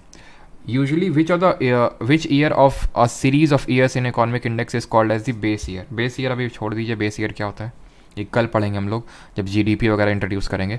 इन an economy fisheries are a part of, एक अर्थव्यवस्था में मत्स्य पालन क्या है? टर्शरी, सेकेंडरी, इधर सेकेंडरी और टर्शरी या फिर प्राइमरी? तो सभी को पता है फिशरी डायरेक्टली इन्वॉल्व है नेचर से, यानी कि प्राइमरी सेक्टर होगा। Who among the following first argued that in the face of high deficits people's, ये भी नहीं करना है अभी, ठीक है। जो क्वेश्चन मैं छोड़वाता जा रहा हूँ उस पर टिक लगाते जाएंगे आप लोग, ठीक है, और ये हम लोग बाद में करेंगे अभी क्योंकि हम लोगों ने टॉपिक किया नहीं है। व्हाट इज़ दी, नहीं करना है अभी, चलो। वैसे तो इसके लिए कुछ इकोनॉमिक्स के कॉन्सेप्ट की ज़रूरत नहीं है, मुझे लगता है आप ऐसे ही कर सकते हैं इस सवाल को कि what is the emigration of a significant portion of a countries highly skilled, highly educated professionals population to other countries offering better economic and social opportunities called? यानी सिंपल, लोग अगर अपना देश छोड़ के दूसरे देश में जा रहे हैं बेटर जॉब अपॉर्चुनिटीज़ क्योंकि वहाँ पे मिल रही हैं, इसको बोलेंगे ब्रेन ड्रेन। ये शब्द हम यूज़ करते रहते हैं, जैसे कि हम एग्जांपल देते रहते हैं सुंदर पिचाई का, सत्या नडेला का, है ना, पराग अग्रवाल का। तो ये सब क्या हैं? ये सब लोग भारत में पढ़े और विदेश में जाके काम कर रहे हैं। क्यों? क्योंकि वहाँ पे ज़्यादा बेटर इनको प्रोफेशनल अपॉर्चुनिटीज़ मिली। तो एक तरह से जो हमारा ब्रेन है वो ड्रेन हो गया। हमारे इसरो के जो साइंटिस्ट हैं वो यहीं पर देश में रह के काम कर रहे हैं, यानी कि हमारा ब्रेन ड्रेन नहीं हुआ। वो अपनी प्रतिभा का जो प्रदर्शन है वो भारत देश में रह के ही कर रहे हैं और भारत को उससे फ़ायदा मिल रहा है। और लेकिन जो ब्रेन ड्रेन हो जाता है वो ड्रेन मतलब वो चला गया, ठीक है। 16th नहीं किया अभी जीडीपी वगैरह।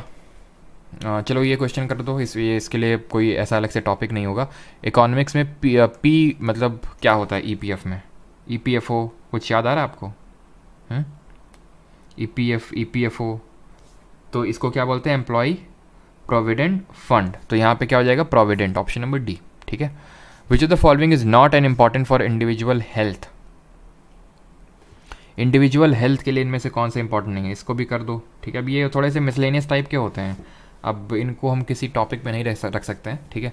तो नॉट इम्पॉर्टेंट, सोशल इक्वालिटी ज़रूरी है। अब हेल्थ का मतलब ये नहीं फिजिकल हेल्थ हो गया, साइकोलॉजिकल हेल्थ, सारी तरह की इसमें हेल्थ इन्वॉल्व है आपकी। पब्लिक क्लीनलीनेस, हारमोनी होनी चाहिए। पब्लिक ट्रांसपोर्ट ये कोई एक इम्पॉर्टेंट नहीं है, चीज़ नहीं है इंडिविजुअल ट्रांसपोर्ट का, मतलब इंडिविजुअल हेल्थ का, ठीक है। Which of the following is related to positive economics? ये आपको स्किप करना है, इन्फ्लेशन डिफ्लेशन नहीं पढ़ा अभी हमने। Which branch of economics deal with the depletion of natural resources, stock and pollution, which are a result of rapid economic development? अर्थशास्त्र की कौन सी शाखा प्राकृतिक संसाधनों के भंडार की कमी और प्रदूषण से संबंधित है जो तीव्र आर्थिक विकास का परिणाम है?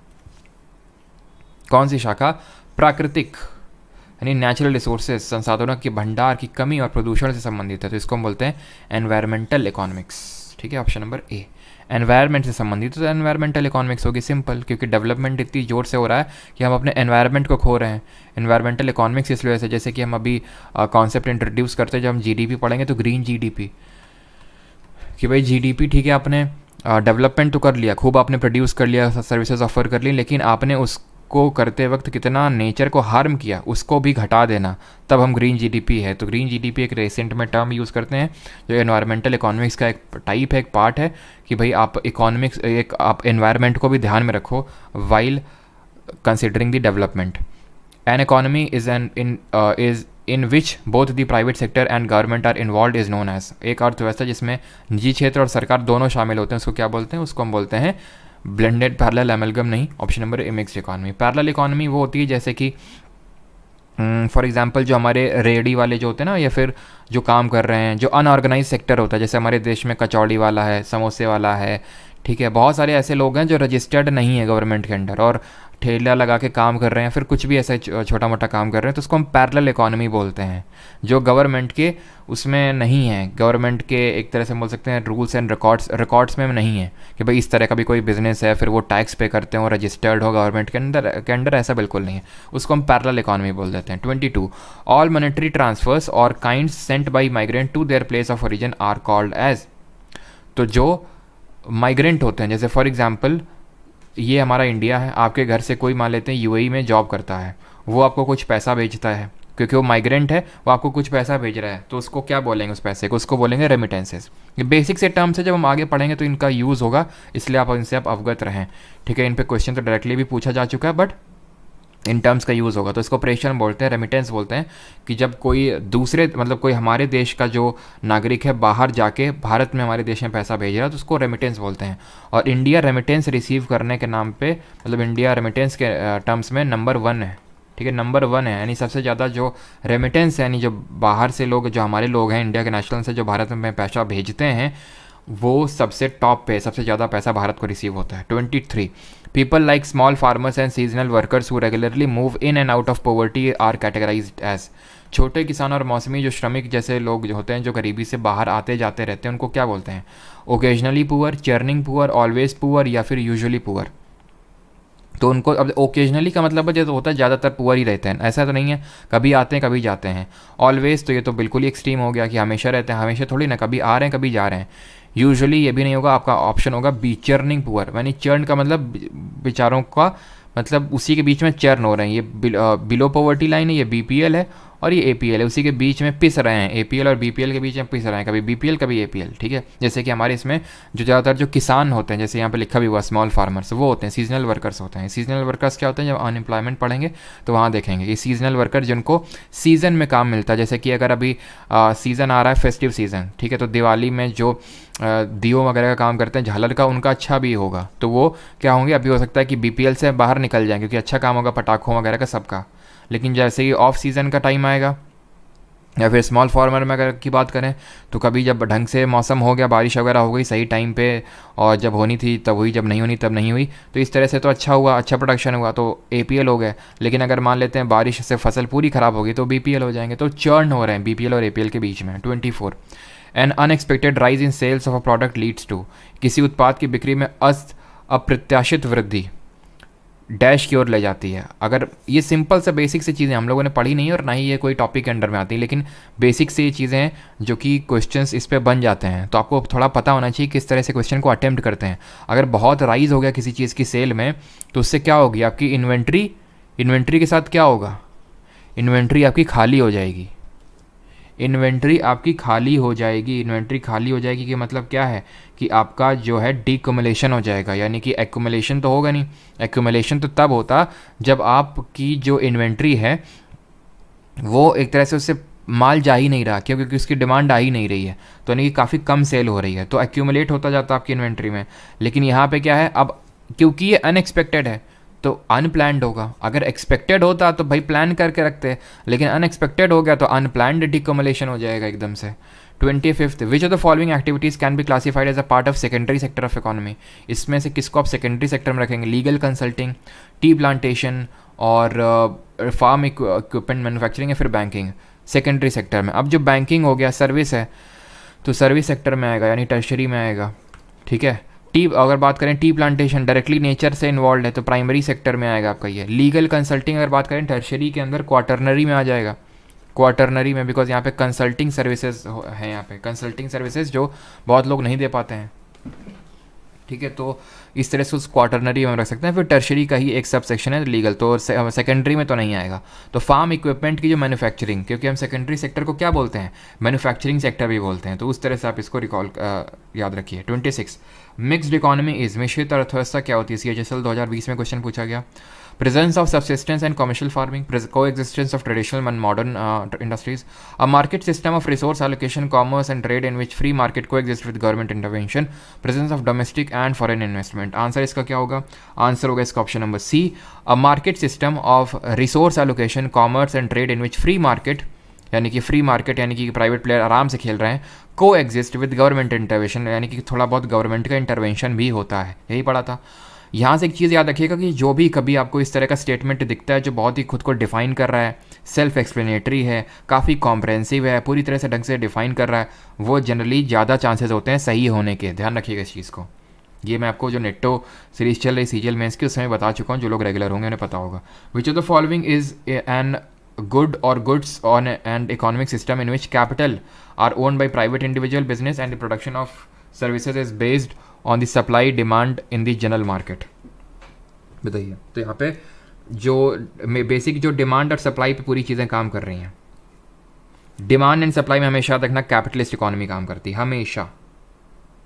ठीक है, हाई चांसेस, बिल्कुल सी ऑप्शन आ रहा है, B Harshita. Option number B answer होगा, बिल्कुल सही सभी का, कैपिटलिस्ट इकोनॉमी होगा। कैपिटलिस्ट इकोनॉमी में ध्यान रखना डिमांड और सप्लाई पे चीज़ें काम करती हैं। कैसे?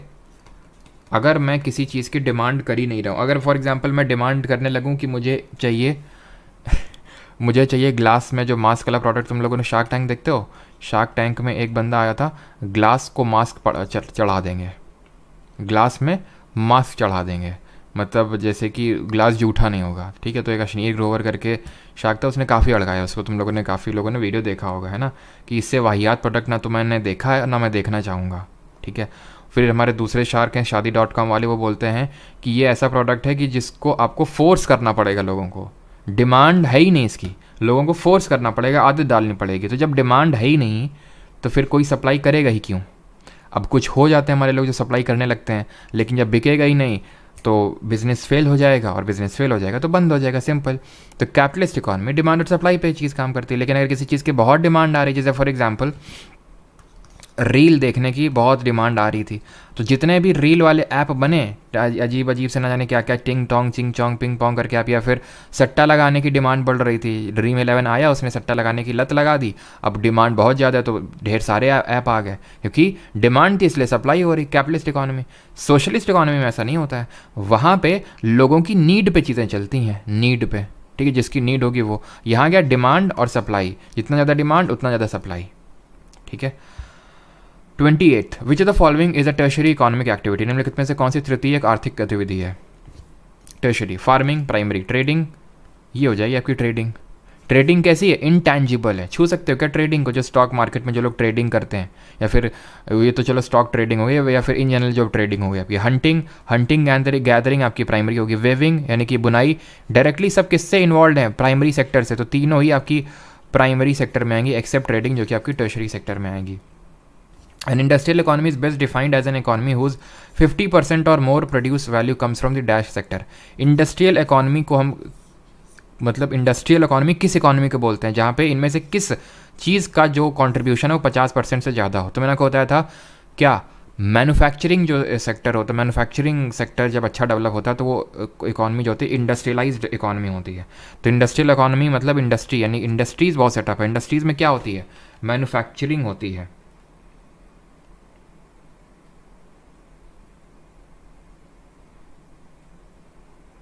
ठीक है, तो आंसर क्या होगा? आंसर होगा ऑप्शन नंबर सी, यहाँ पे सेकेंडरी। ठीक है, ऑप्शन नंबर सी। अगले क्वेश्चन पे आते हैं। Income and unemployment theory is the another name for which branch of economics? आय एवं रोजगार सिद्धांत अर्थशास्त्र की किस शाखा का दूसरा नाम है? International economics, public finance, micro या फिर macro? Income and unemployment theory, question number 30, बताइए। तो सही आंसर क्या होगा यहाँ पे? सही आंसर होगा option number D, macro economics. Income और अनएम्प्लॉयमेंट ये सारी चीज़ें मैक्रो इकोनॉमिक्स से हम लोग डील करते हैं। ठीक है, अगला क्वेश्चन है 31st। Dash is defined as the study of behaviour of individual decision making units such as consumer. अच्छा, एक चलो पहले इस क्वेश्चन कर लो, फिर एक इंपॉर्टेंट चीज़ आपको बताता हूँ। एक बहुत इंपॉर्टेंट चीज़ है, पहले इसको क्वेश्चन कर लेते हैं। डैश उपभोक्ताओं, संसाधनों, मालिकों और फर्मों जैसे व्यक्तिगत निर्णय लेने की वाली इकाइयों के व्यवहार के अध्ययन के रूप में परिभाषित किया गया है। Micro economics, macro, health economics या फिर इकोनोमेट्रिक्स? तो ये होता है आपका माइक्रो इकोनॉमिक्स। ठीक है, मैक्रो में जो बड़े लेवल पे टर्म पे देखा जाता है study of the behaviour of individual. यहाँ पे इंडिविजुअल शब्द काफ़ी है ये बताने के लिए कि यहाँ पे माइक्रो इकोनॉमिक्स की बात हो रही है। ठीक है, चलो इंपॉर्टेंट चीज़ अभी मैं आपको सोच रहा हूँ बताऊँ, लेकिन वो क्वेश्चन आ जाए तब बताऊँ। चलो पहले ये क्वेश्चन को करो, ठीक है। The concept of wage, rent, interest, profit are studied under which branch of economics. इनको हम किस ब्रांच ऑफ इकोनॉमिक्स में पढ़ते हैं? जो आपके वेजेस हो गया, रेंट हो गया, इंटरेस्ट हो गया, प्रॉफिट हो गया, तो इसको हम पढ़ते हैं माइक्रो इकोनॉमिक्स में, ठीक है। किसको कितना पैसा मिला, रेंट हो गया, इंटरेस्ट, प्रॉफिट, ये सब माइक्रो में हम लोग पढ़ते हैं, ठीक है। 33rd, in dash economies all productive resources are owned and control by the government. किस तरह की टाइप ऑफ इकोनॉमी में सारा कुछ जो है कंट्रोल गवर्नमेंट के हाथ में होता है? डुअल, मिक्स्ड, कैपिटलिस्ट या फिर सोशलिस्ट। आंसर क्या होगा? Option number D, socialist. 34th, ये अभी चलो कर ही लेते हैं। जेएम कीनीस के बारे में अभी तो पढ़ा नहीं है, इकोनॉमिक्स से काफ़ी पढ़े, ठीक है। फादर ऑफ इकोनॉमिक्स से बोलते हैं। Best known for his economic theories, held from which country. तो जो हमारे ये कीनीस भैया थे वो किस कंट्री से बिलोंग करते हैं? तो ये इंग्लैंड से बिलोंग करते हैं, ऑप्शन नंबर डी, ठीक है। 35th, अभी नहीं किया, डिप्रिसिएशन क्या होता है ये भी अभी नहीं किया है। कंपेरेटिव अभी नहीं किया, वैसे तो अगर चलो कर ही लेते हैं, हो सकता है कभी इसका मौका ना मिले क्योंकि किसी टॉपिक के अंडर में तो आएगा नहीं। Which economist developed international trade theory. 1817 में किसने इंटरनेशनल ट्रेड थ्योरी डेवलप की? Based on comparative advantage and specialisation. Answer will be David Ricardo. David Ricardo ने थ्योरी डेवलप करी थी of comparative advantage and specialisation in 1817। Which of the following is also known as gold collar profession. इनमें से किसको gold collar profession बोलते हैं? Secondary, quaternary, primary या फिर quinary? Gold collar. Secondary blue collar बोलते हैं, ठीक है। प्राइमरी रेड कॉलर बोलते हैं। क्वार्टरनरी इसका सही आंसर, सॉरी क्वीनरी इसका सही आंसर होगा, ठीक है। क्वीनरी जो कि टर्शरी के अंदर आता है, जो कि आपकी डिसीजन मेकिंग एबिलिटीज़ को दिखाता है। क्यों गोल्ड कलर है? गोल्ड मतलब जो बहुत ही वैल्यूएबल होता है, जो बहुत ही कम मिलता है, उसी वजह से डिसीजन मेकर्स हमें काफ़ी कम मिलते हैं और ये काफ़ी हाई पेइंग जॉब्स होती हैं, बहुत हाई पेइंग जॉब्स होती हैं, ठीक है। सीनियर बिजनेस एनालिस्ट हो गए, हमारे पॉलिटिशियंस हो गए, सब इसमें आते हैं। अब जो चीज़ मुझे आपको बतानी दैट इज़ कि अगर बैकबोन ऑफ इकोनॉमी पूछ ले तो आप क्या करेंगे? अभी मैंने बताया कि मैन्युफैक्चरिंग जो सेक्टर होता है यूजुअली ये बैकबोन ऑफ इसको हम इकोनॉमी कंसिडर करते हैं, ठीक है, बैकबोन ऑफ इकोनॉमी। लेकिन अगर आपसे पूछ ले बैकबोन ऑफ इंडियन इकोनॉमी तो आंसर होगा आपका एग्रीकल्चर सेक्टर, ठीक है। अगर आपसे पूछ ले इंडियन इकोनॉमी का बैकबोन किसको बोलते हैं तो आंसर होगा एग्रीकल्चरल सेक्टर। ध्यान रखना, अगर इंडिया के टर्म्स में पूछा गया तो ये क्वेश्चन आ चुका है एग्जाम में, इसलिए मैं आपको बता रहा हूँ, ठीक है। Backbone of Indian economy agriculture sector को बोलते हैं। 38th, in which of year was the first industrial policy based. अभी नहीं पढ़ा हम लोगों ने, वैसे आंसर 1948 होगा, बट अभी हम लोगों ने पढ़ा नहीं है। Which of the following is working, बस 3-4 क्वेश्चन और आपके बाकी हैं। विच of the following is working capital in the farming sector. Working capital निम्नलिखित में से कौन सा कृषि क्षेत्र में कार्यशील पूंजी? कैपिटल वो होता है जो किसी इकोनॉमिक एक्टिविटी को बढ़ाने में मदद करता है। जैसे कि अगर मैं पढ़ा रहा हूँ तो मेरे लिए कैपिटल हुआ मेरा लैपटॉप हुआ, राइटिंग पैड हुआ मेरे लिए। कोई अगर मान लेते हैं कि वो उसका मिल्क प्रोसेसिंग इंडस्ट्री है तो वो जो मशीन्स लेके आएगा उस मिल्क की प्रोसेसिंग के लिए, दही बनाने के लिए, तो वो उसका कैपिटल होगा, ठीक है। तो इसमें से कौन सी वर्किंग कैपिटल होगा? अब कैपिटल भी दो तरह के होते हैं, फ्लो कैपिटल होता है, स्टॉक कैपिटल होता है। अब इसको यहाँ पे मैं आपको पढ़ा नहीं रहा हूँ, बस इतना समझ लीजिए कि जो चीज़ को हम स्टोर करके, पहली बात तो इसका आंसर होगा option number B, money. Odd one out से कर सकते थे इसको, कैसे? ट्रैक्टर हमारी एक मशीन है, ठीक है। लैंड ये भी एक तरह से देखें तो ये चीज़ फिक्स्ड चीज़ है, इनको हम बोलते हैं फिक्स्ड कैपिटल। ये होते हैं हमारे, या फिर स्टॉक कैपिटल बोलते हैं इनको, ये होते हैं हमारे फ्लो कैपिटल। यहाँ पे अभी मैं चलो इसको अभी स्किप करते हैं इस पूरे पार्ट को, नहीं तो फिर पूरा मुझे आपको कैपिटल समझाना पड़ेगा। बस कैपिटल ऐसे समझ लो पूंजी, ठीक है। दो तरह के होते हैं, स्टॉक होता है और फ्लो होता है, ठीक है। 48th नंबर क्वेश्चन देखो, विच of the following is not a, नहीं तो अभी मैं इसको समझा दूंगा, अभी ये क्वेश्चन कर लेते हैं, लास्ट में इसको समझ लेंगे कैपिटल क्या होता है, फ्लो क्या होता है, स्टॉक क्या होता है, ठीक है। ये समझ लेंगे अभी इसी लेक्चर में, बस 1-2 क्वेश्चन कर लेते हैं पहले। विच of the following is not a primary activity. इनमें से कौन सी प्राथमिक गतिविधि नहीं है? एग्रीकल्चर नहीं है, कंस्ट्रक्शन, माइनिंग या फिर फिशिंग। तो बहुत आसान सा है, एग्रीकल्चर भी है, माइनिंग भी है और फिशिंग भी, कंस्ट्रक्शन नहीं है। 41, based on economic activity how many in India how many sectors are there in the economy. आर्थिक गतिविधियों के आधार पर भारतीय अर्थव्यवस्था में कितने क्षेत्र हैं? तो 3 हैं, ठीक है। प्राइमरी, सेकेंडरी और टर्शरी। जो क्वार्टरनरी और क्यूनरी हैं उसी के अंडर में आते हैं आपके, ठीक है, टर्शरी के। What should be the investment of micro enterprises in plant and machinery. संयंत्र एवं मशीनरी में सूक्ष्म उद्यमों का निवेश कितना होगा? ठीक है, तो आंसर क्या होगा इसका? आंसर होगा नॉट मोर देन 25 लैक्स, ठीक है। माइक्रो में, माइक्रो पूछ रहा है ना आपसे, what should be the investment in micro, ठीक है। तो not more than 25 lakh 25 lakh से कम के इन्वेस्टमेंट को हम माइक्रो की कैटेगरी में रखते हैं, ठीक है। अगला क्वेश्चन है आपका, which of the following are not a capital good. तो कैपिटल गुड कौन सा नहीं है? Again food and clothing, tools, machine, truck. तो टूल्स, मशीन, ट्रक जिससे कि बिजनेस या फिर उद्योग बढ़ता है उनको हम कैपिटल गुड बोलते हैं। फूड और क्लॉथिंग कोई कैपिटल गुड नहीं है। Which of the following economic activities employ the maximum number of people in India. सबसे ज़्यादा लोग कहाँ पे एम्प्लॉयड है? टूरिज्म, एग्रीकल्चर, मैन्युफैक्चरिंग या फिर माइनिंग। तो सबसे ज़्यादा हमारे एग्रीकल्चर सेक्टर में एम्प्लॉयड है, ठीक है। अभी मैंने आपको बताया था सबसे कम कॉन्ट्रीब्यूशन है जीडीपी में, ठीक है। लोएस्ट अगर पूछे, लोएस्ट तो सर्विस सेक्टर है, सबसे कम लोग यहाँ पे इन्वॉल्व है बट कंट्रीब्यूशन सबसे ज़्यादा है आपका। Which of the following come under the quaternary sector. इनमें से कौन सी क्वार्टरनरी सेक्टर में आएंगे? आईटी, मैन्युफैक्चरिंग, माइनिंग या फिर फिशरीज। तो सबको पता है ये सारे दोनों हमारे प्राइमरी हैं, ये सेकेंडरी है। आईटी आएगा आपका क्वार्टरनरी सेक्टर में, ठीक है। 46 national board for MSME meet once, ये आपको करने, चलो कर ही लो क्योंकि इसको किसी टॉपिक के अंडर में तो करेंगे नहीं। तो ये आपका 6 बार मिलता है, ठीक है। Micro, small and medium enterprise. Micro का मतलब होता है, वैसे हम देखेंगे एमएसएमई का पूरा सब इन्वेस्टमेंट। माइक्रो वो होता है जहाँ पे इन्वेस्टमेंट जो होता है, यहाँ पे एक्चुअल में जो एमएसएमई होते हैं ना, micro, small and medium enterprises, उनको हम 2 कैटेगरी में डिफाइन करते हैं, माइक्रो, स्मॉल और मीडियम। इनको सबको हम 2 कैटेगरी में क्लासीफाई करते हैं। या तो यार यहाँ पे मैं लिख देता हूँ, यहाँ पे जगह है, माइक्रो, स्मॉल और मीडियम। इनको हम 2 बेसिस पे क्लासीफाई करते हैं। एक तो टर्नओवर होता है और दूसरा इन्वेस्टमेंट। इन 2 बेसिस पे हम इनको क्लासीफाई करते हैं। अगर बात करें टर्नओवर की, तो टर्नओवर यहाँ पे लेस दैन ₹1 करोड़, ठीक है। और सॉरी, ये इन्वेस्टमेंट में आ रही है तो यहाँ तो ऐसे कर लो, इन्वेस्टमेंट यहाँ कर लो, टर्नओवर वहाँ पे कर लो, ठीक है। कितना इन्वेस्टमेंट और कितना टर्नओवर, ये है आपका इन्वेस्टमेंट। कि इन्वेस्टमेंट अगर लेस दैन 1 करोड़ है तो माइक्रो किया जाएगा उसको डील, और अगर उसका जो टर्नओवर है that should be less then 5 crore, ठीक है, लेस दैन 5 करोड़। स्मॉल की अगर बात करें, जो आपके स्मॉल जैसे micro, small and medium enterprise है, तो उसमें स्मॉल की अगर बात करें तो investment should be less than 10 crore और turnover should be less than 50 crore. वहीं अगर मीडियम की बात करें तो ये 20 करोड़ हो जाएगा, लेस दैन 20 करोड़। और अगर टर्नओवर की बात करें तो लेस दैन 100 करोड़। तो हमने क्या किया, पहले इंटू 10 कर दिया। आप सिर्फ माइक्रो वाला पढ़ लो, उसमें पहले इंटू 10 कर देना, ठीक है। फिर जो स्मॉल में मिला उसका इंटू 2 कर देना, इंटू 10 इंटू 2, ठीक है।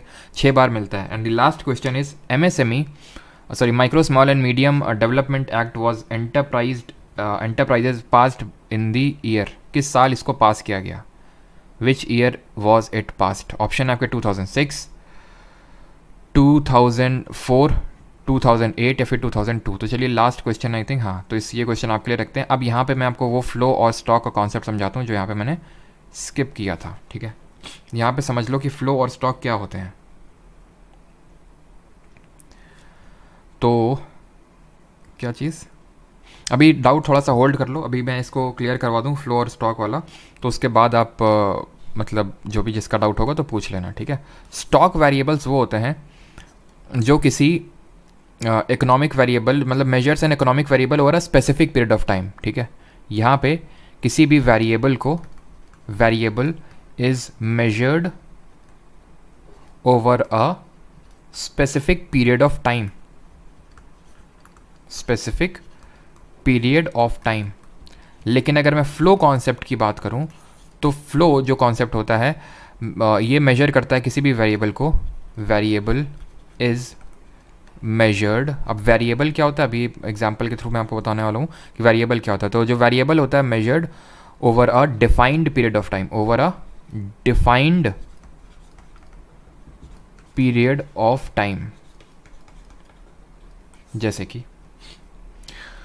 स्पेसिफिक, ये कीवर्ड है, specific period of time, define. अब वेरिएबल क्या हो सकते हैं? वेरिएबल हो सकता है जैसे कि इन्वेंट्री हो गई, मैंने वेरिएबल ले लिया, इन्वेंट्री ले लिया, मैंने कैश ले लिया, मैंने मशीनरी ले ली, मैंने टूल्स ले लिया।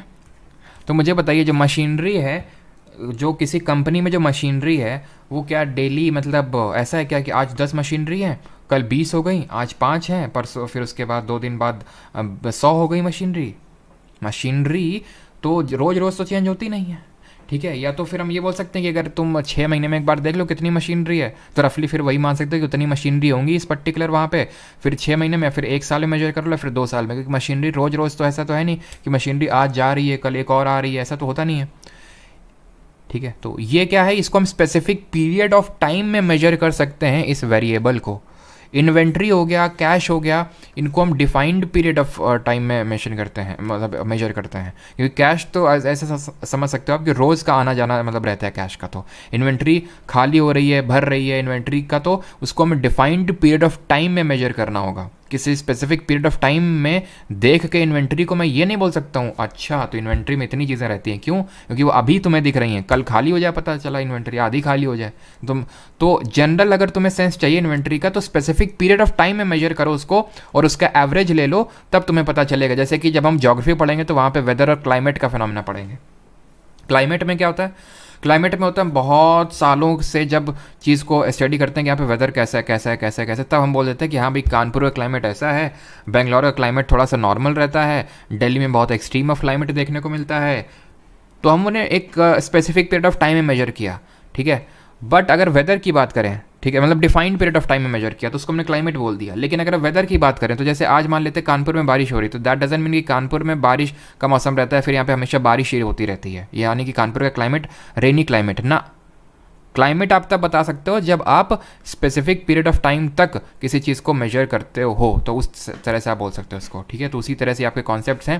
जैसे यहाँ पे मनी की अगर बात करें तो मनी एक तरह से वर्किंग कैपिटल है, तो इसको मनी को आप किस में रखोगे, इसको आप फ्लो में रखोगे। मशीन हो गई, ट्रैक्टर हो गया, लैंड हो गया, ये सब आपके आएंगे स्टॉक कॉन्सेप्ट में। ये वेरिएबल्स का कॉन्सेप्ट होता है, ठीक है। आई होप यहाँ तक चीज़ आपकी क्लियर हो गई होगी, ठीक है।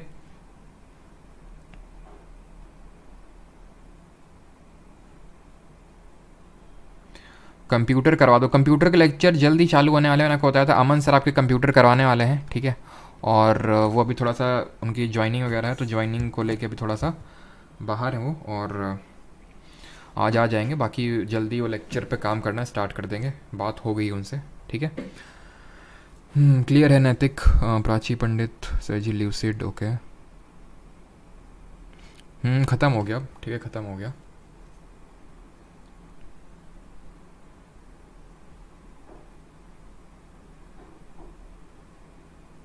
सर नोट्स हिंदी में भी हैं क्या सब्सक्रिप्शन में? कुलदीप का सफ़र, बिल्कुल नोट्स आपको हिंदी में भी मिल जाएंगे एप्लीकेशन पे। 6 बार क्या आता है मतलब, समझे नहीं, ये तो नहीं पूछ रहा हो? मतलब 6 महीने में एक बार, क्या लिखा हुआ, meet every 6 months in a year, मतलब 6 महीने में ये मीट करते हैं एक बार, यानी कि साल में 2 बार बोल सकते हैं, ठीक है। साल में 2 बार मीट करते हैं।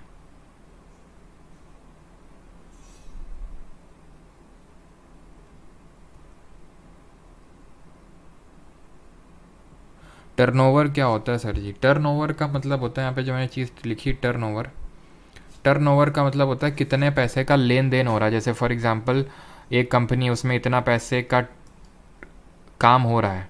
जैसे कि आप ऐसे समझ सकते हो, एक कंपनी है, उसने 100 करोड़ का माल बेचा, ठीक है, 100 करोड़ का माल, मतलब या फिर चलो ज़्यादा हो गया, 10 करोड़ का माल बेचा उसने, ठीक है, 10 करोड़ का, वो उसका पूरा टर्नओवर हम बोल सकते हैं। उसका वो प्रॉफिट अलग चीज़ होती है। प्रॉफिट क्या होती है, जब हम उसमें उस कंपनी के एक्सपेंसेस, मशीन का एक्सपेंसेस, उसका जो डिप्रिसिएशन बोलते हैं, उसने जो कंपनी ने सैलरी दी होगी अपने एम्प्लॉयज़ को, बहुत सारे खर्चे होंगे, इलेक्ट्रिसिटी बिल, रेंट, सब कुछ हटा के उसके बाद उसका प्रॉफिट मिलता है। टर्नओवर क्या है कि कितने का लेन देन हो रहा है, that is called as turnover, ठीक है।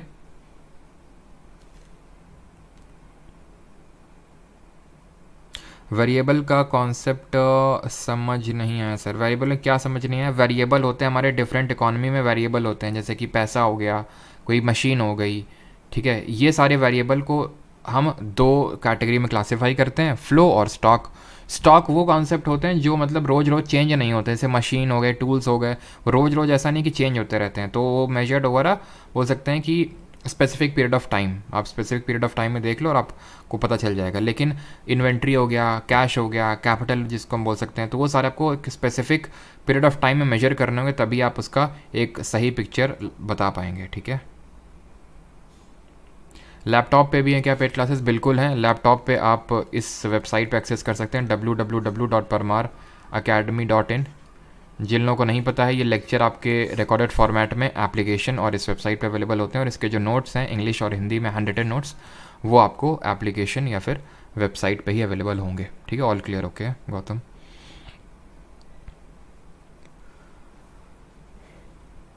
कंप्यूटर क्लास हाँ यूट्यूब पे ही होगा वो, ठीक है, वो आपका यूट्यूब पे ही होगा।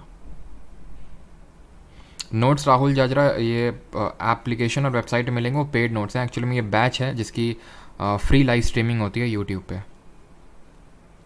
ठीक है, 24 क्या दिक्कत थी 24 में? समझ नहीं आया, क्या समझ नहीं आया 24 में? An unexpected rise in sales of product leads to. ठीक है, मान लो कि मेरे पास, मैं टी शर्ट बेचता हूँ, ये मेरी इन्वेंट्री है। इन्वेंट्री का मतलब बोलते हैं जहाँ पे रखा जाता है सामान को, उसको इन्वेंट्री बोलते हैं। मेरे पास 1000 टी शर्ट पड़ी हुई हैं। ठीक है, अब टी शर्ट में मैंने लिख रखा था, जैसे कि मैंने टी शर्ट पे लिख रखा था झींगुर सा, लप्पू सा, तो काफ़ी मतलब लोगों ने पसंद आई उनको, वो झींगुर सा लप्पू सा लिखा हुआ था। यही तो आप लोगों को पसंद आती है, तो आप लोगों ने जल्दी से वो ख़रीद ली हैं। ठीक है, आप लोगों ने जल्दी से टी शर्ट ख़रीद लिया। वो टी शर्ट क्या है, भर भर के वो काफ़ी ज़्यादा बिक गई।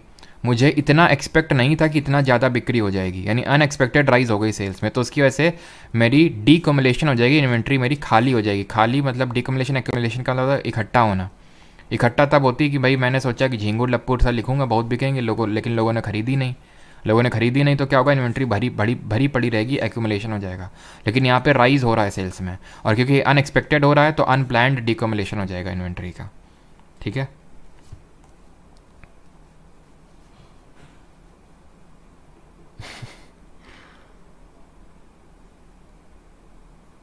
क्या प्राइस है सर नोट्स की? आप चेक कर लो, बैच में आपको दिख जाएगा जो रिकॉर्डेड क्लास हैं और जो नोट्स हैं।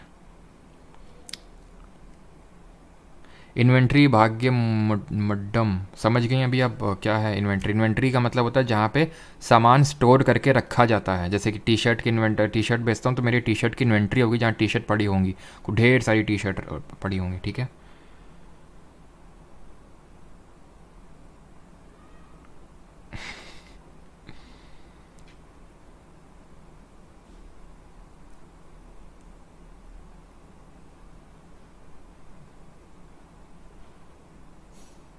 समझा नहीं। क्या उनकी बुक्स अलग करोगे सर? जो ये फादर्स हैं एंड उनकी बुक्स इनका, अच्छा अच्छा फादर्स, अच्छा उनकी बुक्स इनका सेपरेट, अच्छा अच्छा समझ गया। मतलब वो फादर ऑफ इकोनॉमिक्स, ये सारी चीज़ें करेंगे अभी जब एडम स्मिथ और बुक वगैरह सारी चीज़ें करेंगे। ठीक है, कंप्यूटर पेड नहीं फ्री होगा वो, बिकॉज वो मेंस पर्सपेक्टिव और बाकी जो CHSL वगैरह में आप बैठते हैं। Thanks for this amazing class, thank you. वो अशोक जी हम लोग करेंगे, ठीक है, वो भी करेंगे। देख रहा है विनोद कितनी आसानी से समझाया जा रहा है। चलिए भाई, धन्यवाद सभी को। PDF आपको मिल जाएगी, मतलब जो लोग प्राइवेट टेलीग्राम ग्रुप में होंगे, है, बिकॉज ये पेड बैच की क्लासेस है। थैंक यू टू ऑल, मिलते हैं कल। ठीक है, अब कल से एक्चुअल इकोनॉमिक्स चालू होगी। आज तो ऐसा ही माहौल बनाया था हम लोगों का। ठीक है, कल हम लोग GDP GNP अच्छी अच्छी चीज़ें देखेंगे और बहुत ही आसानी से सारी चीज़ें। ठीक है, झींगुर सा और लप्पू सा हम लोग बनाएंगे इकोनॉमिक्स को। ठीक है, thank you. Adam Smith father of macro economics, modern macro economics बोलते हैं मनीष कर, वो सारी चीज़ें मैं क्लियर कराऊंगा आपको। ठीक है।